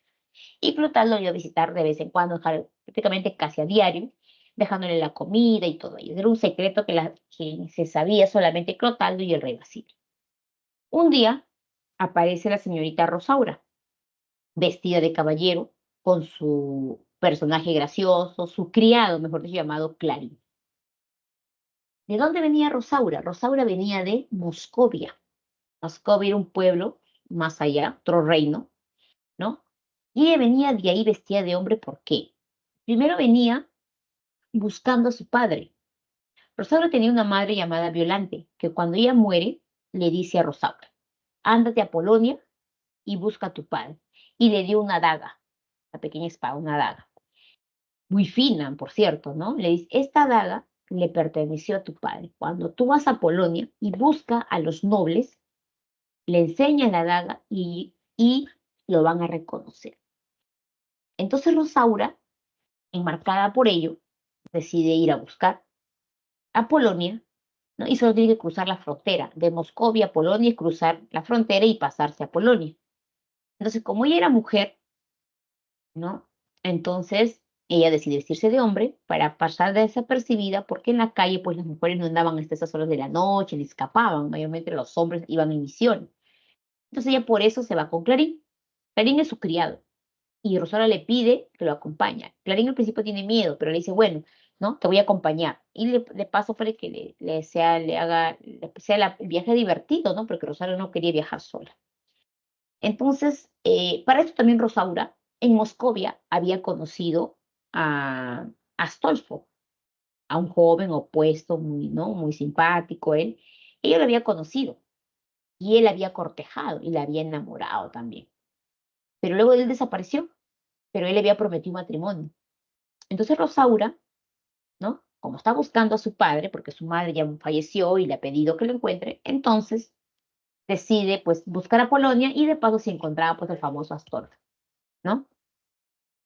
Entonces, este, Rosaura se va con Clarín, están por el bosque andando, ¿no? Cruzan la frontera, están con su caballo, por ahí hay una tormenta fuerte, ¿no? Llueve, llueve, el caballo se asusta y se quedan ellos solos. Y tenían que buscar un refugio porque era de noche, ¿no? Y ellos se van, se van, se van. Y dicen, ¿a dónde vamos? ¿A dónde vamos? ¿No están buscando? Y ven una torre por ahí. Ah, eso está abandonado, vamos allá. Y se van para allá. Y una vez que entran allá y llegan allá, se van a dar con la sorpresa que están buscando cómo meterse a la torre y entra por una puertilla que está semi-juntada, empujan, es de noche, Rosario está un poco asustada, ¿no? Clarín también, porque no, es un lugar desconocido. Y escuchan que alguien está hablando solo, escuchan movimientos de cadenas, ¿no? ¡Ay! Y ellos se asustan, pero ¿no? ¿Qué pasa acá, no? ¿Quién está acá? O sea, ¿no? Ven, escuchan, sienten una puerta y hay un hombre que está hablando, pues, ¿no? Un hombre que está hablando ahí solito y es justamente Segismundo, ¿no? Que estaba en la torre encerrado, encadenado ahí. Y él decía eso, ¿no? Ay, mísero de mí, ay, infeliz, apurados cielos pretendo, ya que me tratáis así. ¿Qué delito cometí? Contra vosotros naciendo. Aunque sí nací, ya entiendo. ¿Qué delito he cometido? Bastante causa he tenido, vuestra justicia y rigor, pues el delito mayor del hombre es haber nacido. Y el mundo está hablando, pues, ¿no? Y ellos se asustan, dice, el mundo los escucha. ¿Quién anda ahí? ¿Quién anda ahí? ¿Quién me está espiando? ¿No? Y él dice, Clotaldo, ¿eres tú? Porque el único que ella iba a Clotaldo. Y ellos no responden porque Rosario está asustada, ¿no? Y dices, imagínense, es como si fuera un monstruo ahí encerrado, ¿no? Está bien oscuro de noche. Y entonces, en eso que ellos están ahí, ¿no? Y Segismundo le dice, ¿quiénes son ustedes? Y ahí Clarín habla, ¿no? Que eran dos personas que venían de Moscovia y que no tenían dónde quedarse. Y tú que estás acá encerrado. Y ahí Segismundo comienza a hablar, pero siempre lamentándose de ese encierro, ¿no? Ustedes son intrusos, ahorita va a llegar mi ayo, y así comienzan, y en el texto que están ellos hablando, ¿no? Lo poco que podían conversar, Segismundo escucha, ¿no? La voz ve vestido un hombre, pero ve que se da cuenta que es una mujer. Dice, o sea, ¿quién es usted? Porque sonaba raro, ¿no? Y como Segismundo nunca había visto una mujer, le parecía raro también, pues, ¿no? O sea, la voz que escuchaba detrás de la puerta, ¿quién eres tú? No te escucho igual.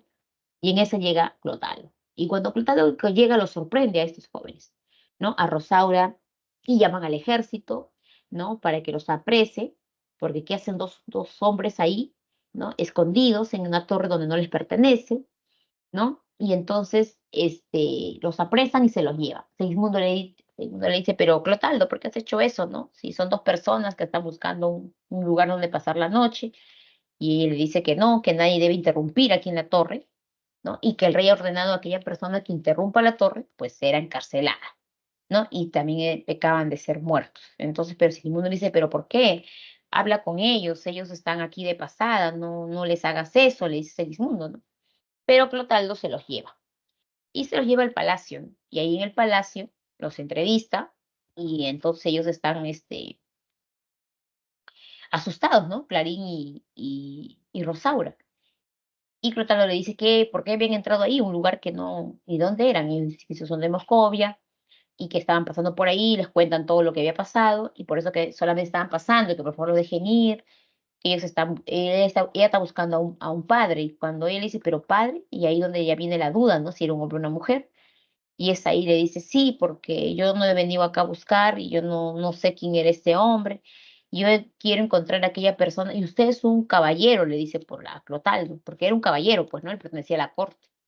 Y entonces le dice, sí, yo soy del rey, su lacayo, el fiel lacayo más importante. Ah, entonces si tú eres el fiel lacayo, entonces tú debes saber de quién es esta espada, dice, ¿no? Esta daga. Y le enseña, pues, ¿no?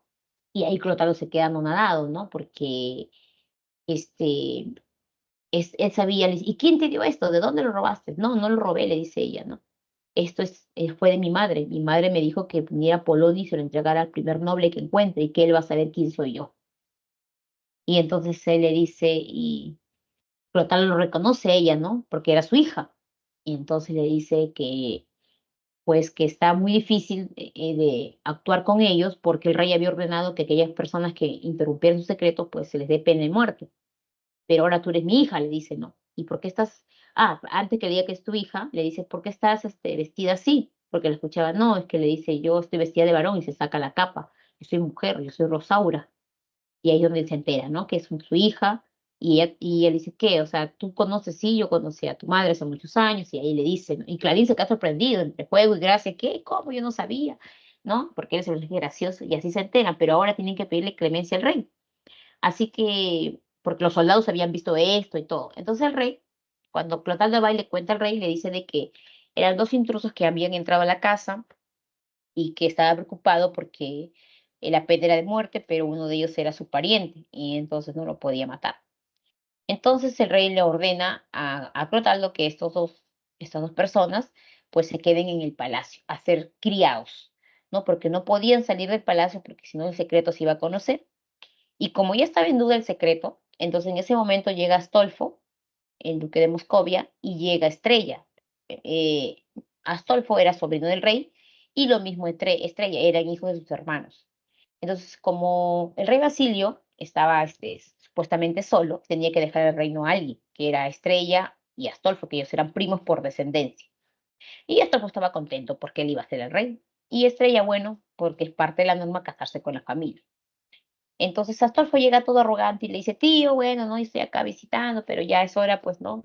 Que ya cuando voy a asumir el reino, tú me has prometido, mi madre por eso me ha mandado de Moscovia aquí, y bueno, a casarme con mi primo. Y Basilio le dice, sí, está bien, yo te he prometido que tú vas a ser el rey, porque así hemos pactado, pero le dice, porque Astolfo le dice, usted no tiene hijos, así que aquí le va a dejar. Y ahí es donde el rey Basilio le dice, no, yo sí tengo hijo. Dice, ¿cómo, tío? Ahí le dicen que él tenía un hijo y que pronto se enterara. Entonces ya como que a Astolfo le queda que, y Estrella también se sorprende, ¿no? Porque ¿de dónde si nunca sabían nada de él? Entonces Clotaldo le dice al rey Basilio su verdad acerca de su pariente. Entonces el rey lo perdona y le dice ahora Clotaldo, pero así como han entrado ellos, cualquier hombre puede entrar ahí a la torre y descubrir el secreto. Y el secreto está en riesgo. Así que tenemos que decir nosotros la verdad, ¿no? Decir a la corte y presentarse a Sigismundo para comprobar si es cierto que va a ser un hombre agresivo. Entonces el rey le dice a la corte de que su hijo está de regreso y que su hijo va a venir. Que todo el mundo pensaba que él estaba lejos, pero él estaba en la torre encerrado. Entonces lo que hace Clotaldo es vestir a Segismundo con sus mejores trajes, ¿no? Segismundo sale por primera vez, pues, ¿no? A la corte. Segismundo está semidormido porque luego Clotaldo le da algo de beber para que él se duerma, o sea, está semidormido y no pueda de repente actuar mal. Y Segismundo estaba así, pues, ¿no? Y es ahí donde Segismundo sale de la torre, lo llevan bien vestido y lo llevan al palacio y lo presentan ante la corte. En la corte se encontraba estrellas, todo, mucha gente importante, el rey. Y Segismundo, como está semidormido, que se despierta, dice esto, se coge la cabeza y se siente maravillado Segismundo porque piensa que está soñando, piensa que todo eso es un sueño, no sabe que es real, porque está confundido. Y se acerca donde están las doncellas, pues, y ahí la ve a Estrella, y Estrella era muy bonita. Y él nunca había visto una mujer, pues, ¿no? Siempre había visto a hombres, y le decía, le decía, Clotaldo, Clotaldo, ¿no? ¿Qué me está pasando, Clotaldo? ¿Dónde estoy, Clotaldo? Estoy soñando, ¿qué? Él está preocupadísimo, ¿no? Entonces, ahí es donde viene la parte de la prueba, estamos en la jornada 2 ya, ¿no? Entonces, Basilio llevan a la corte y Segismundo sigue confundido. Por ahí Segismundo se acerca donde está Astolfo para tocar a Estrella, darle la mano, que él quería tocarla. Y Astolfo le dice que se retire, no que se aleje. Y es el príncipe, no puede estar tocando a las doncellas.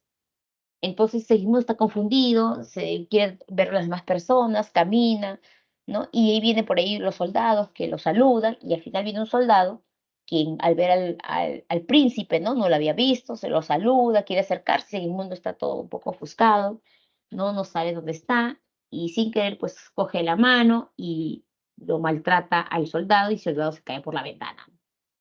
Entonces, este actuar de Segismundo, que estaba semidormido, hizo que el rey decida volver a encerrar a Segismundo, porque se dio cuenta de que su hijo era agresivo, que su hijo no estaba bien y así no podía gobernar.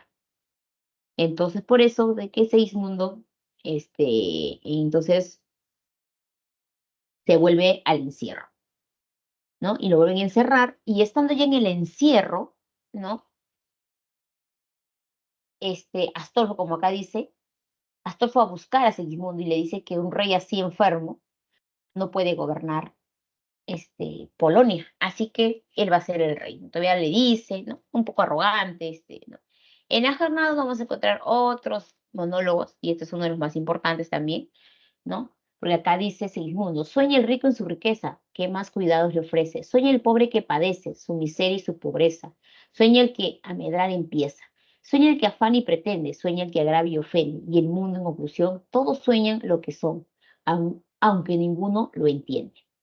Y luego dice, yo sueño que estoy aquí, de estas prisiones cargado, y soñé que en otro estado más lisonjero me vi. ¿Qué es la vida? Un frenesí. ¿Qué es la vida? Una ilusión, una sombra, una ficción. Y el mayor bien es pequeño, que toda la vida es sueño, y los sueños, sueños son. Y esta es la segunda parte, Sigmund está confundido. Sigmund no sabe lo que si ha vivido ha sido real o ha soñado. Y Clotaldo, cuando viene a visitarlo y a ver lo que se ha despertado, Clotaldo le confirma, no, le dice, Sigmundo, tú has soñado. Entonces el mundo viene, pues, ¿no? Confundido a meditar, qué es lo que está pasando, no entiende, él ha visto personas y ahora no, le dicen que es un sueño. Entonces él está confundido, definitivamente. Esto pasa a todos jóvenes en la jornada número 2. Y ya para terminar, después de estos sucesos, obviamente todo lo que está pasando en la corte, el rey Basilio ordena a que vuelvan a encerrarse en el mundo y ahora está decidido que Astolfo y Estrella pues sean los herederos a su trono, porque él ya estaba cansado y que ahora estaba viendo que su hijo iba a actuar de una manera agresiva, ¿no? Y que se estaba cumpliendo de los astros.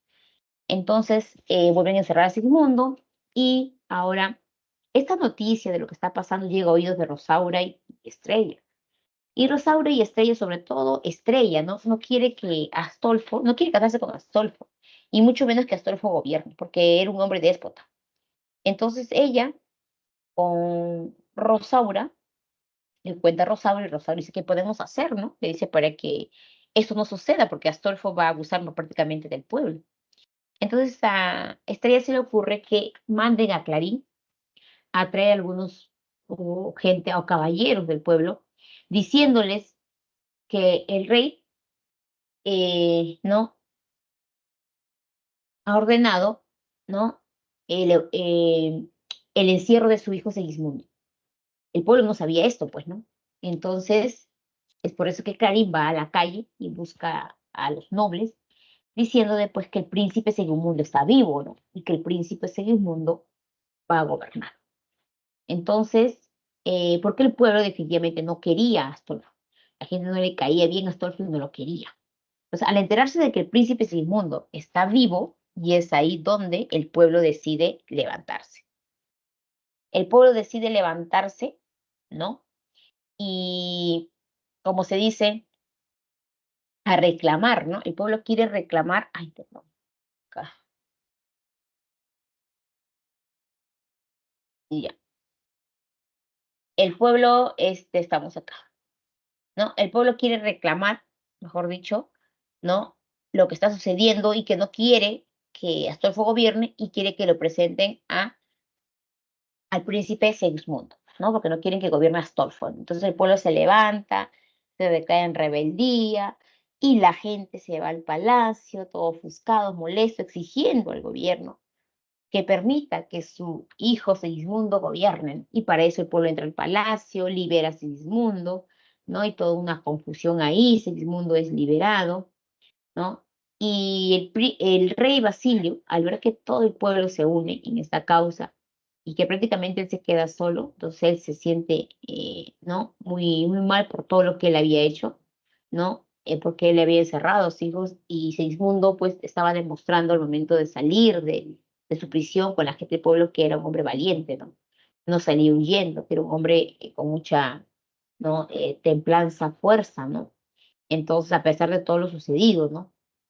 Aparte que el pueblo, por su lado, tampoco aceptaba de que Astolfo sea el rey. La gente no lo quería, Astolfo, porque era arrogante, déspota, ¿no?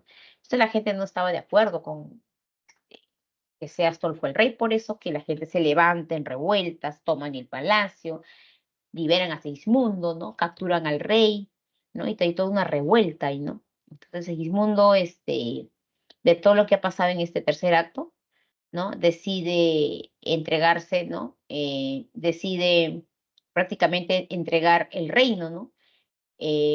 A su padre, pero su padre le dice de que el reino le pertenece a él, porque él es el príncipe, ¿no? Y Segismundo no juzga a su padre, al contrario, Segismundo entiende porque su padre, al contrario, también se arrodilla, le pide perdón al hijo, le dice, hijo mío, perdóname por las cosas que yo te hice, ¿no? Porque yo me dejé llevar. Y Segismundo lo entiende porque, ¿no? Él se da cuenta de que su padre era un hombre bueno, que simplemente lo que hacía era proteger al pueblo y que no necesariamente lo que digan los astros era cierto, ¿no? Y él iba a ser el hombre que se creía, él era un bueno trabajador, y entonces trata de entender a su padre, y es así como Segismundo, ¿no? Perdona a su padre, ¿no? Lo perdona a su padre para que su padre pueda descansar en paz, porque ya está bastante mayor.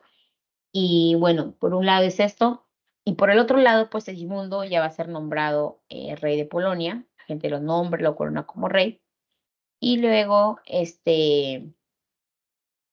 Segismundo, ¿no? Rosaura le dice, pues le cuenta su problema, ¿no? Que ella estaba ahí de pasada, que ella, ¿no?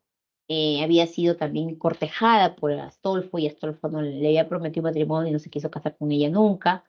Y no sabía, ella no sabía que lo encontraba ahí, así que todo le cuenta y al final, Segismundo, por ser el rey, ordena de que Rosaura se case con Astolfo y él casarse con Estrella. Al principio no fue fácil para no aceptar para Astolfo casarse, pero como el rey se lo ordenaba, tuvo que aceptar. Y así termina la obra cuando prácticamente no Segismundo va a perdonar a su padre y va a gobernar Polonia. Bien, jóvenes, con eso hemos acabado el argumento para esta semana. Bien, ustedes tienen mi pequeña información ahí. Y vamos a continuar con lo que nos queda ya solamente la parte general y vamos a las preguntas.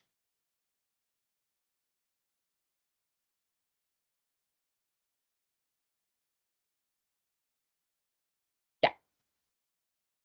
En esta parte final vamos a tener jóvenes nosotros allá. Los temas, que también ustedes lo tienen ahí en separado.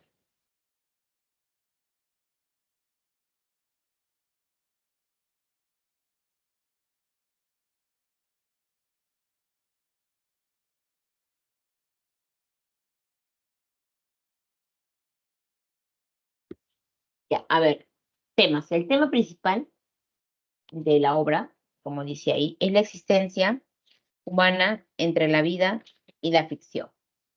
Y es cierto, ¿no? Porque se va a dar ¿no? Propiamente con respecto a lo que sucede con Segismundo desde su encierro. Por eso la existencia humana entre la vida y la ficción, porque Segismundo hay partes que no entendía qué es lo que había pasado, ¿no? Porque en un momento te lo tenían todo y en otro momento ya no tenían nada, ¿no? Entonces, Segismundo vivió todo su tiempo encerrado, ¿no? No sabía nada, ¿no? Entonces, es el conflicto que va a tener él, ¿no? Y cuando va a soñar, él va a pensar de que todo eso lo que él está viendo era un sueño y que no era real. Y muchas de las cosas que él vivió fueron reales, ¿no? Entonces, ahí viene ese es el conflicto en la forma, la existencia humana entre la vida y la ficción, como primera característica, o como tema principal. Luego tenemos el libre albedrío, que es otro de los temas importantes del barroco, en este caso de la vida y sueño. El libre albedrío, jóvenes, tiene que ver con las formas de actuar. Nosotros en la creencia religiosa tenemos lo siguiente, ¿no? Estamos siempre pendientes, ¿no? Cuando Dios nos ha creado para nosotros ser parte de la sociedad y sobre todo cuando exista algún tipo de problema, pues el ser humano pueda actuar con libertad. En la Edad Media, por ejemplo, no había libre albedrío, porque todo estaba por mandato divino, todo el poder lo tenía la iglesia. Entonces las personas no podían expresar con libertad, ¿no? Algunas situaciones propias. Entonces, ¿por qué? Porque si Dios no determinaba, pues tú no podías hacer más. En cambio, el libre albedrío lo que se busca justamente es que todas las personas puedan tomar sus propias decisiones, No esperar, no lo voy a hacer porque tal Dios me va a castigar. No, sino que las personas sean conscientes de tomar sus propias decisiones. Es el libre albedrío, ¿no? Tomar decisiones para el beneficio de su propia vida, no para el beneficio de los demás, sino para ti. ¿Qué es lo que tú necesitas? ¿Qué es lo que tú tienes que hacer? ¿Cómo actuar?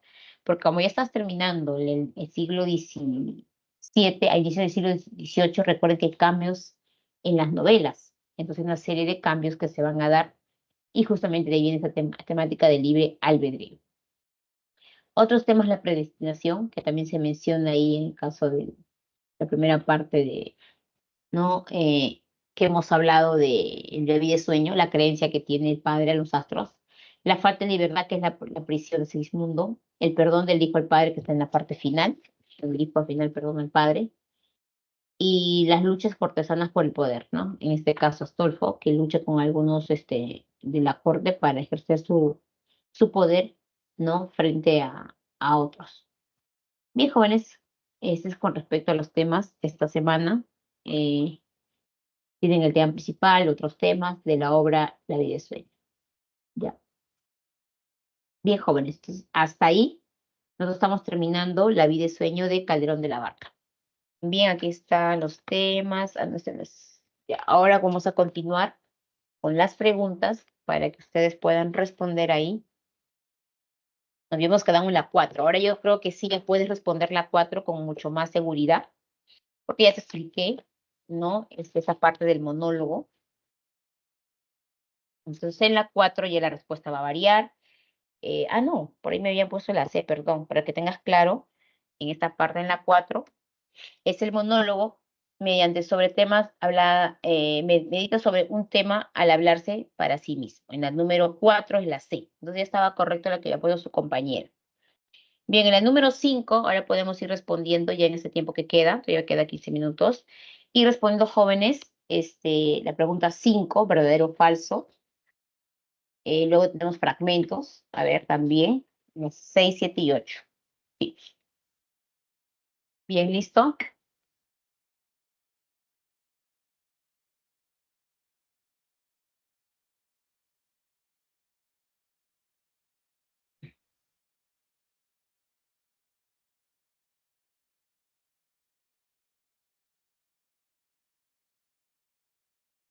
Claro, ¿ves? Sino que yo también me había, no había leído bien y había que explicar un poquito más del monólogo. Entonces, en el caso de La vida y sueño, sí, hay bastantes monólogos en varias partes de la obra, ¿no? Segismundo, se expresa, en esa forma. Así inicia la obra. Cuando Rosario lo encuentra, por eso que lo escucha hablando solo, pues, ¿no? Y este aquí pareció, ¿no? Un hombre, está loco, está hablando solo, solo. Y en la época, pues, hablar solo, o tú puedes hablar solo normal, ¿no? Pero en la época de hablar solo es como si está loco, ¿no? O sea, algo le está pasando, ¿no? Así se inicia la obra, ¿no? Así lo conocen, así es, ¿no? Y mayor parte en todas las jornadas hay diálogos, monólogos, bastante monólogos. Y justamente esto invita a la reflexión, a la parte, ¿no? De el corte filosófico y todo ello. Bien, ahora sí, en la número 5 dice marca verdadero o falso con respecto al argumento. Ya en la número 1, el enunciado 1 dice, el rey temeroso de los vaticinios encierra a Simón en una cueva. Pues eso es totalmente falso, ¿no? Porque el rey no encierra a Segismundo en una cueva. Son una torre, ¿ya? Una torre. Acá está.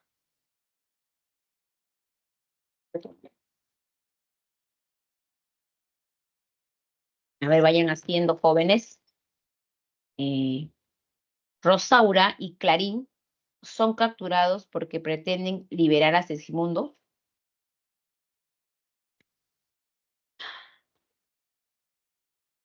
A ver,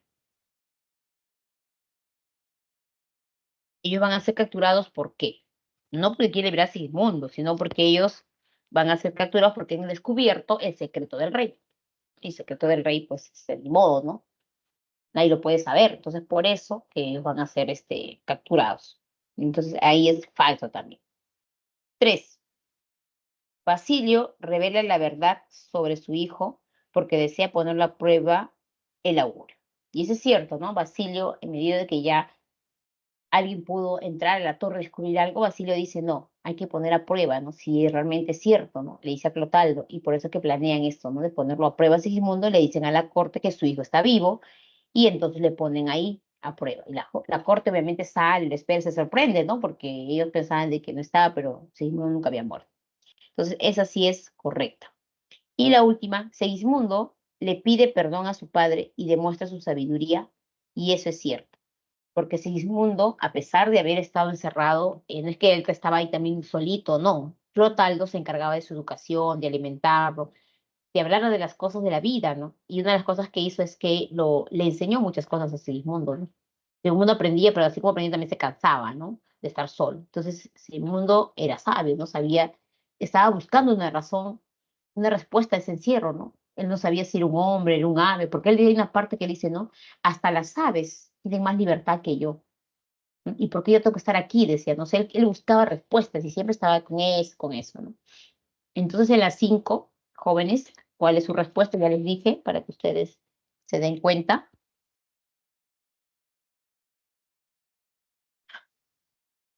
A ver, marquen por favor y escriban. Ya, no vamos a las 5, ahora no vamos a las 6. En las 6 dice Clarín, recordamos de este personaje gracioso. Y así, aunque libraros vais de la muerte con huir, mirad que vais a morir, si está de Dios que muráis. ¿No? En la 5 la E, muy bien, ahí está, después de lo que hemos explicado. La 5 es la E. Entonces, te ponen ahí, Clarín dice esto, ¿no? Está hablando ahí, ¿qué pasa, no? Aunque librarnos vais de la muerte con huir, mirad que vais a morir, si está de Dios que muráis, dice. ¿Cuál es el tema aludido en los versos citados de la comedia La vida y sueño de Pedro Calderón de la Barca? Entonces, aquí está hablando Clarín, está hablando de la libertad, está hablando de la muerte, ¿no? Entonces, tienes que analizar ahí, ¿no? ¿El perdón del hijo? No, pues para que sea el perdón del hijo tiene que estar ahí Segismundo, está que su padre. La reconciliación, aquí no se reconcilia, acá está hablando él, está preocupado, ¿no? El conflicto político, menos. La falta de creencia, no, es la predestinación, porque aquí está que está haciendo el protagonista, está dejándose llevar, ¿no? Entre la creencia eh, de la vida y la muerte, ¿no? Aquí te marca esto, ¿no? Y si ahí, aunque librarnos veis de la muerte, con huir, miráis que vais a morir. Si está en Dios, que muere. O sea, la vida depende supuestamente de lo que se dice, lo que diga Dios, ¿no? Entonces no es que así nomás yo me muero y digo así, no, sino depende de él. Por eso es el tema de la predestinación, ¿no? Es una forma de explicar esto, la predestinación. Eh, la muerte que auguria, ¿no? Eso es lo que, lo que encontró este Basilio, ¿no? Y por eso encerró a su hijo. 7. A ver, lean las 7. Ahí tenemos en las 7.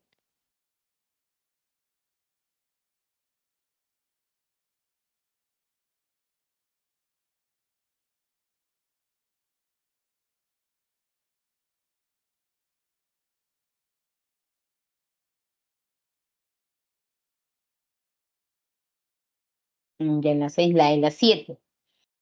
Segismundo dice, aunque sí nací, ya entiendo. ¿Qué delito he cometido? Bastante causa he tenido. Vuestra justicia y rigor, pues el mayor delito mayor del hombre es haber nacido. Entonces ahí está Segismundo, otro de sus monólogos, ¿no? Que tiene él, porque no entiende cuál es la razón. ¿Cuál es el delito del hombre? Es haber nacido, estar aquí encerrado. Bien, pues busca justicia, dicen. ¿Cuál es el tema que se refiere en los versos citados de la comedia La vida y sueño de Pedro Calderón de la Barca? Entonces, ¿eso qué tiene que ver? ¿A qué hace alusión, no? Aquí está preguntando, ¿a qué se refiere? ¿A la predestinación, a la búsqueda de la libertad, al nacimiento como despertar, el libre albedrío y el pecado original?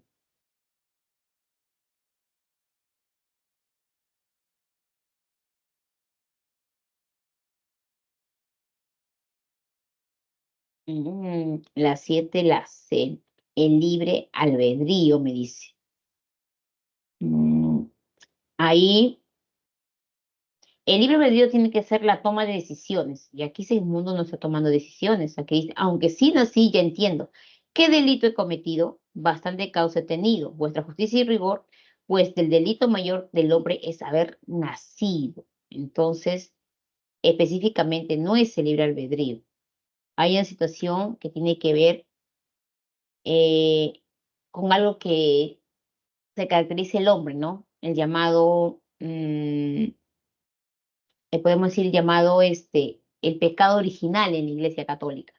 En el pecado original en la Iglesia Católica, ¿no? Sabemos que tiene que ver con la religión, qué es lo que sucede con Adán y Eva cuando, es el pecado original, son tentados, ¿no? ¿Qué es lo que está sucediendo ahí? Entonces, y con eso se carga pues una culpa que es de por vida, ¿no? Para cada uno de ellos. Entonces, aquí lo que dice Segismundo dice, ¿qué hice yo, no? Yo he nacido por justicia y rigor. O sea, ¿cuál es el error de él? Haber nacido. O sea, esa es ¿no? Que, es lo que él se pregunta, ¿no? ¿Cuál es su culpa de nacimiento? ¿Qué ha hecho él? Entonces, en otras palabras, más o menos se refiere a que el mayor delito de él es haber nacido, ¿no? El haber estado ahí, porque no entiende. Y esa forma de pensar le podemos considerar nosotros como el pecado original de Segismundo. El pecado original de Segismundo es de él, es haber nacido. Porque él ni bien nace, ha sido condenado a estar encerrado. Entonces, por eso él dice, ¿no? ¿Qué delito cometí yo para estar justicia, pido, ¿no? ¿Por qué tengo que estar encerrado? ¿No? O sea, ¿qué hice? O sea, analiza y en la parte final dice, el mayor delito es haber nacido, porque no entiende, ¿no? O sea, ¿cuál ha sido su error? Que se portó mal, se escapó, no entiende, por eso él mismo se dice, ¿no? Entonces, a eso involucra lo que nosotros podemos llamar el pecado original. Bien, bien, ese es con respecto a la 7 y para terminar, la número 8. Muy bien, para los que se dieron cuenta, en la número 8 tiene que ver con un tema desarrollado. Aquí en esta parte de ¿no? Son versos citados de La vida es sueño. El tema desarrollado es el conflicto entre quién está luchando aquí. A ver, dices bien, anuncio fue, y caso que fuese cierto, pues la vida es tan corta. Soñemos, alma, soñemos, otra vez, pero ha de ser con atención y consejo, de que hemos de despertar de este gusto al mejor tiempo, que llevándolo sabido será el desengaño menos, que es hacer burla del daño, adelantarse al consejo. Entonces, de estos versos, ¿qué es lo que me está indicando diciendo? Entonces, ¿qué tema me dice? ¿Qué tema he desarrollado aquí? ¿No? Vuelvan a leer el texto porque no, para que lo puedan entender y luego buscar qué es lo que está hablando, cuál tema. La vida y la muerte, los nobles cortesanos, la realidad y la ficción, la libertad y el destino, y el otro, el libre albedrío y la fe. Bueno, de fe no hemos hablado. Libre albedrío sí, pero aquí no está anunciando de que Segismundo tomó decisiones para hacer algo con su vida, para mejorar, no. Entonces, como que voy descartando que no me está indicando eso, ¿no? O sea, no está hablando de eso. Ahora, dice acá, voy descartando los nobles cortesanos, no dice acá, dice Segismundo, y no está hablando de otro personaje, de alguien más. Bien, la libertad y el destino. Puede que libertad, pero acá no te dice el destino, algo que alude, sí, algo. A ver, pues va dándote cuenta en qué nos queda.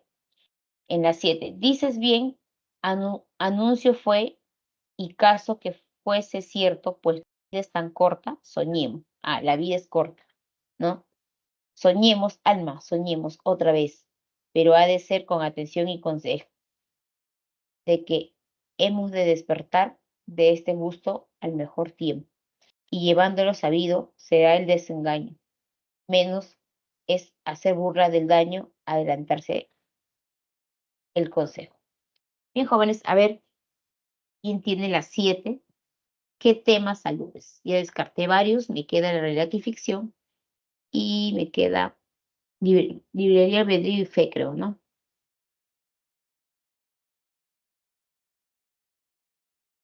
A ver qué se refiere con respecto a la vida. La vida es tan corta, cuando está hablando de eso. Soñemos, alma, soñemos otra vez, pero de ser con atención y consejo que debemos despertar de este gusto al mejor tiempo. Entonces la vida es corta, la posibilidad de despertar tiene que ser rápido.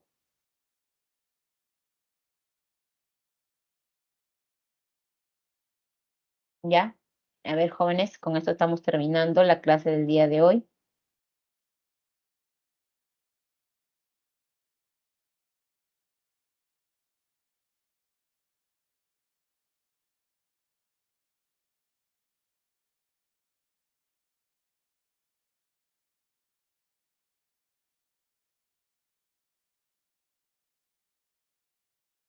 Ya, la número 7, jóvenes, entonces es la D, la realidad y la ficción.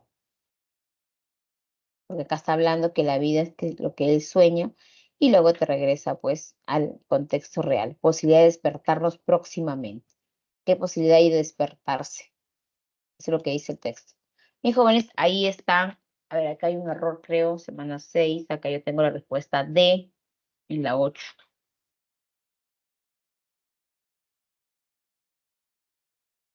Corregir ahí, ¿eh? D, a ver, vamos a revisar bien, no me voy a pasar algo. En la 1 es la D, está bien, en la 2 es la D, en la 3 es la A, en la 4 la C, en la 5 la E, en la 6 la E, en la 7 la A. Aquí hay un error. 7 la A y la 8 la D. Ahí ha habido un error, corrija por favor. La voy a grabar.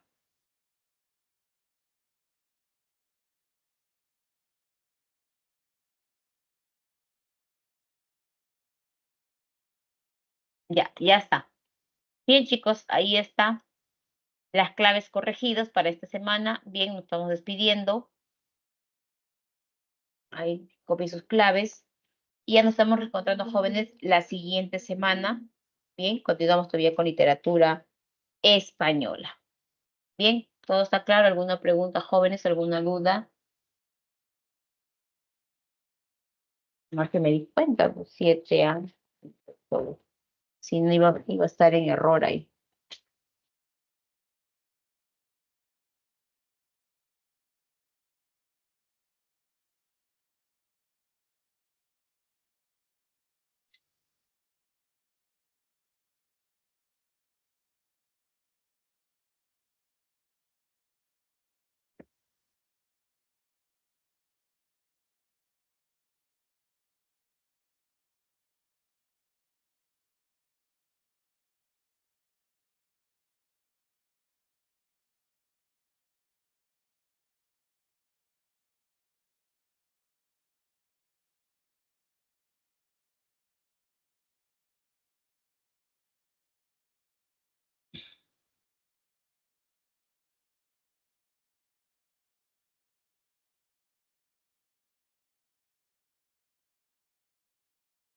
Bien, jóvenes, entonces, ¿alguna pregunta, alguna duda ya para poder cerrar la clase? Si todo está claro.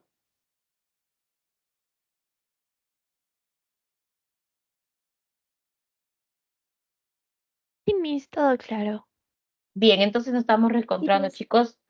Gracias por responder, por escribir. Hasta la próxima semana. Bien, esto solamente ha sido una sola obra. Ya, listo. Gracias, Miss. Hasta luego. Nos estamos viendo, chicos. Gracias. Hasta luego, Miss. Gracias.